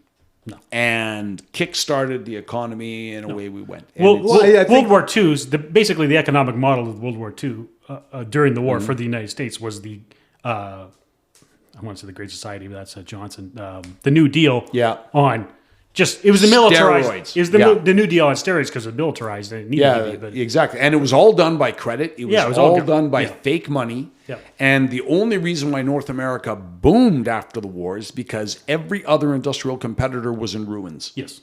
They had physically in ruins, never mind economically. Yeah. They had a global monopoly. And that's exactly why I raised it. I'm just saying, we had in Canada and the U.S., as opposed to what happened in anywhere in Europe. Yeah. England, Germany, France, Asia, Japan. We had industrialized for the war effort. So we came out of that. Yep. And that led to many of the things you talked about, trade networks. Yep. Diplomatic recognition, and not just trade networks, but educational and technical networks. In that, for example, how Canadian companies participated with British and American companies in the aerospace industry to say, okay, how do we facilitate a way that Canadian factories or Canadian workshops, maybe Canadian factories aren't going to be there where they can build their own Lancaster bombers. We're going to only do that with a couple, okay? But how can Canadian workshops across the prairies support the BCATP? Or the Commonwealth Air Training Plan. Because all of these, we can build hundreds of airfields out in Western Canada, but unless workshops can be there to support the repairing and the servicing of these aircraft, it's not going to work. So there was cooperation on design, there was cooperation on supply chains to make all of that happen. Those personal networks endured after the war. And in a way that, now you've got a company in the United States and maybe they're just building valves. Maybe they're building small outboard motors. And you know what? We need a partner who can do this. I remember there was some guy up in Canada during the war. You know what I mean? Yeah. All of those networks persevered. Absolutely. And that countries which were otherwise just as economically advanced, in 1939, Argentina and Brazil and Chile and Venezuela, they were cut off from that. Yeah. And so, I want to walk back my statement that Canada could afford not to have a military. I'm going to totally pull that off the table now, because if the balloon went up now, we would be on the outside looking in, because we would not be able to participate in any kind of conflict in any meaningful way, so that when the war ended and the post-war era was being shaped. And we've even actually seen that this recent trove of classified documents that was leaked by the young Air Force guy or Air National Guard guy. There were documents in the mix in that trove, specifically talking about American concerns about Canada's lack of defense spending in the state of Canada. Well, actually, so this is something I was talking to a couple of guys on Friday about, and referenced the previous conversations we'd had about it, right? And it's very relevant that those documents came out. And Trudeau the younger now, saying that we're never going to meet that. Well, first of all, you're not always going to be in fucking power, so maybe you shouldn't speak. Sometimes I wonder if he knows that or not. Like, you would think a normal person, anybody normally would assume that this is going to end sometime. Maybe he knows something that we don't. Get out the tin hats. The Alcan Chapeau. The Alcan Chapeau. Maybe he knows he doesn't have to worry about elections anymore. Or when he made those statements, he felt he didn't have to worry about elections. But I think Canada needs to watch itself. It does. If this is coming up. And actually, they asked me, these two guys at the table, and they were like, well, what do you think should do? I think NATO should take a 3-strike approach to this and just go, it's like NATO HR. You know? Here's your verbal warning, Canada. Yeah. Get up to 2%. I think it's not so much if when a rubber really hits the road, it's not so much. I mean, the 2% is just how we keep score. What the real concern, like if we were at, say, a 1.4 or 1.2, but we were highly interoperable, like we had maybe a very small force, but a very, very efficient, very effective force, NATO would accept that. Yeah. They would be perfectly willing to let us skim by at 1.4, 1.5. If we could provide a mechanized brigade that they could plug in anywhere. Exactly. But even if we got up to 2%, we would do it all through salaries and benefits and payroll, which is what countries like Canada traditionally do, because we don't want to make long-term commitments, which main battle tanks and fighter jets and a blue water navy require. That, I think, is the real concern. That, we cannot contribute meaningfully. Like, for example, when it was our turn to participate in the air protection mission in Lithuania, I think just last year, we, like every country in NATO, takes a turn providing a squadron to cover Russian interdiction into NATO airspace. And Canada had to say, hey, we can't. Our aircraft are not... They're just not, like, nothing. Our aircraft, we don't have the munitions, we don't have the support, we can't get them over there. Even if we could get them over there, we can't support them over there. We're not, our Air Force is not deployable in that sense. Okay, you're right. We need to be able to step up to the plate. Right. So that's really where NATO is really concerned. They're prepared to, like, if Denmark is at 1.8 or 1.1, but they got plug and play heavy mechanized brigade that they can just plug in any step of the way. Yeah. I do know that when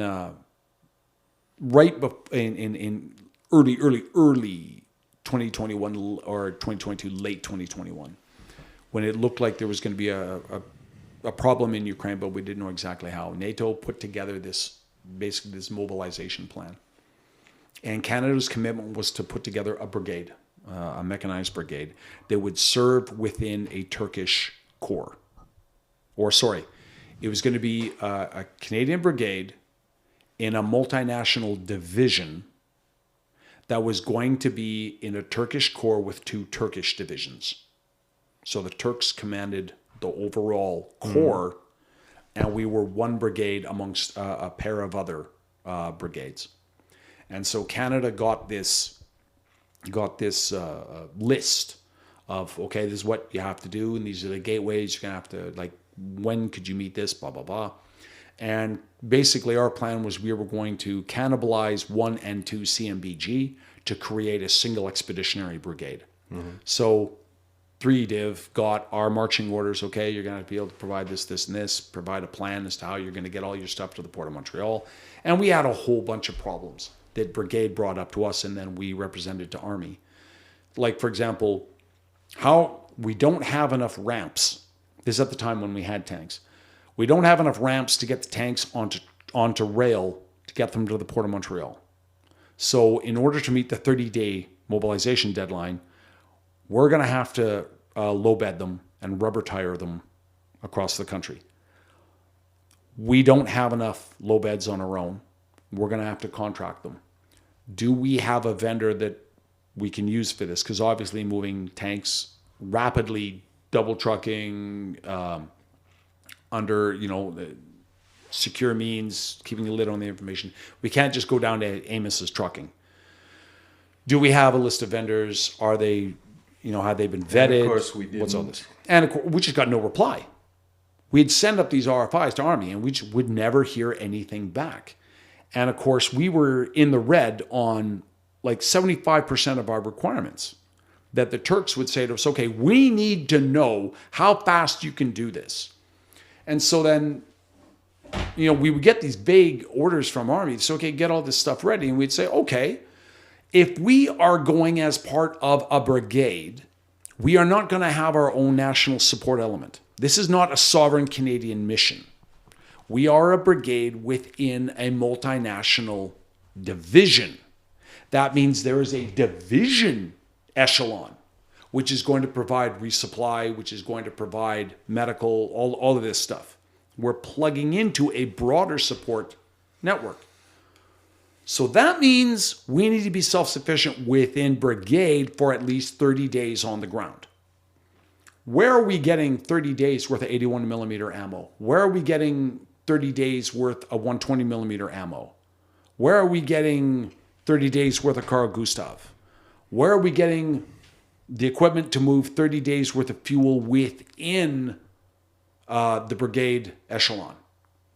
We'd send all of this up, and there was just no response from Army. And well, then anyway, there was a NATO conference on this in late 21, and so 3 Div, and 1 brigade had a couple of reps sent to go with this. As Canadian Army sent a delegation to, this big hobnob and, clam bake in NATO. And of course, Army's concern, make sure everyone has mess dress because there's going to be, formal occasions. This was clearly Army's priority, was the ceremonial social events. Mm-hmm. Not bring hard data, bring hard info. No, that wasn't their thing. They were all about the mess dinners and the free trip to Brussels in Europe. We maybe could do a little bit of sightseeing. How much time off each member of the delegation is, like how many free days we're going to get. How's it going to affect our TD? What can we claim? This was Army's concern. And then at the actual dinner, now I'm getting all of this secondhand, but it has a ring of truth to me. At the actual dinner, one of the members of the Turkish Corps headquarters wades right up to the Army commander and starts playing pokey chess with him, dressing him down in front of the entire guests, saying, you guys are a joke. 80% of your requirements, you were over 6 months late on. Like we've been asking you over and over and over again, how are you going to get your equipment in theater? How are you going to line up with us? What are you doing for your logistics? How are you standardizing with us? What's your mobilization plan? And you give us nothing. You guys are useless. If we wanted, and I believe the words used were, if we wanted a palace guard, we'll call you. But otherwise, get out of our way because you're just holding everything up. And the Canadians kind of looked around the room, and the Brits and the Americans and our traditional allies were like, don't look to us. You're on your own. And that was 2021. That's where we're at, man. Mm-hmm. That is where we are at. Well, I believe it. Yeah, I absolutely believe it. So what's the status of that? I can only see that the Turks would have said, I don't want these guys. I think the Turks did say, we don't want those guys. And of course, it's a high readiness thing, so it rotates between NATO countries. So then our time in high readiness passed, so now we're out of that hopper, and that's with somebody else now. I think I guaranteed we're not going to be ready for next time. No, and I kind of think that a lot of other European countries are in the same boat. Like there's a lot of free riders in Europe. Like Germany isn't. Germany has been pretty candid about how they've dismantled their military and now need time to rebuild it. Sweden is frantically trying to rebuild their military. So I think the whole concept has probably been scrapped because I've been searching for it on the internet from time to time, and NATO isn't talking about it either. So I think they've probably given up on the idea. They see now that it's just the rhetoric from the politicians and the diplomats doesn't match reality. What can actually be said. No, let me be accomplished. The rhetoric from the command generals and the diplomats does not match what the actual field commanders and staff officers can produce. And I would say we're probably not alone in that. So, but this is probably why there is such concern within NATO between free riders like Canada. Yeah, we need to get on that. I'm trying to remember, what was the hypothetical you raised, Steve, that somehow ended us up here? Oh, my last hypothetical I remember was just talking about if the South American countries had been in part of World War II, if there would have been a South American front between Brazil and Argentina. I just wanted to be on the record because I'm sure there's probably like at least 4 people who listened to our last podcast who said, this guy's out to lunch. And I said, that statement was. It is my fervent hope, your happiness notwithstanding, that they say that about you regularly, much of the time, and more than 4 people. This guy's out to lunch for a whole bunch of reasons. Well, that's all I got, guys. All right, I got one last thing. Cool. This is Steve. For those of you who don't recognize his voice, Yes, the dumb one. No, the handsome one. Yeah, the quiet one. Neither of us. Anyway, I'm happy about the technology that allows us to gather every couple of weeks for this conversation and put it out to the world. Here, fucking here. And I'm happy Steve pulls this all together for us every 2 weeks. Yeah, Thank you. It is. It is remarkable. It is. We live in a wondrous age, man. Yeah, because we wouldn't be, I mean, we would be, but like we weren't getting together to go to the bar every second Sunday to go to the bar and rant to each other about whatever, to be the three crazy guys in the corner who are always arguing. Well, fuck, actually, I'm trying to remember the last time I saw you before we started doing this. It's been years. Yeah, it's been over a decade. Decades. Yeah. Lance, I see at least every November 11th. Or maybe an association dinner. That'd be about it. No. Yeah. So yeah, this is really. And I am happy that Trent agrees to come here and get badgered by us repeatedly. Oh God, yes. Here, man. Tell you get the MVP because I thank you guys for including me. You know, I keep waiting for the day you guys punt me. A lot of belligerent garbage. Sorry, Trent, you're superfluous to needs.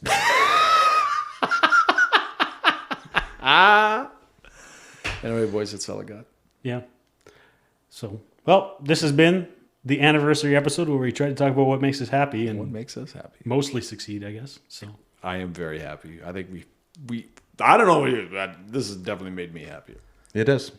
I truly enjoy this. All right. Thanks, guys. Well, everybody, like, share, and subscribe, please, on whatever platform you're listening to. And if you have any questions, comments, or concerns, complicatedpod@gmail.com. Or sponsorship money. Or sponsorship money. Yeah. Sponsorship. We're talking to you. We want to hear from you, Reynolds. We want to hear from you, Hyundai. Or Porsche. Or Porsche. Porsche. And who's that insurance company at the beginning? Haggerty. There you go. Yeah. There you go. All right. I'm not optimistic about that one. They got their own stuff. Yeah. All right. Thanks, everybody.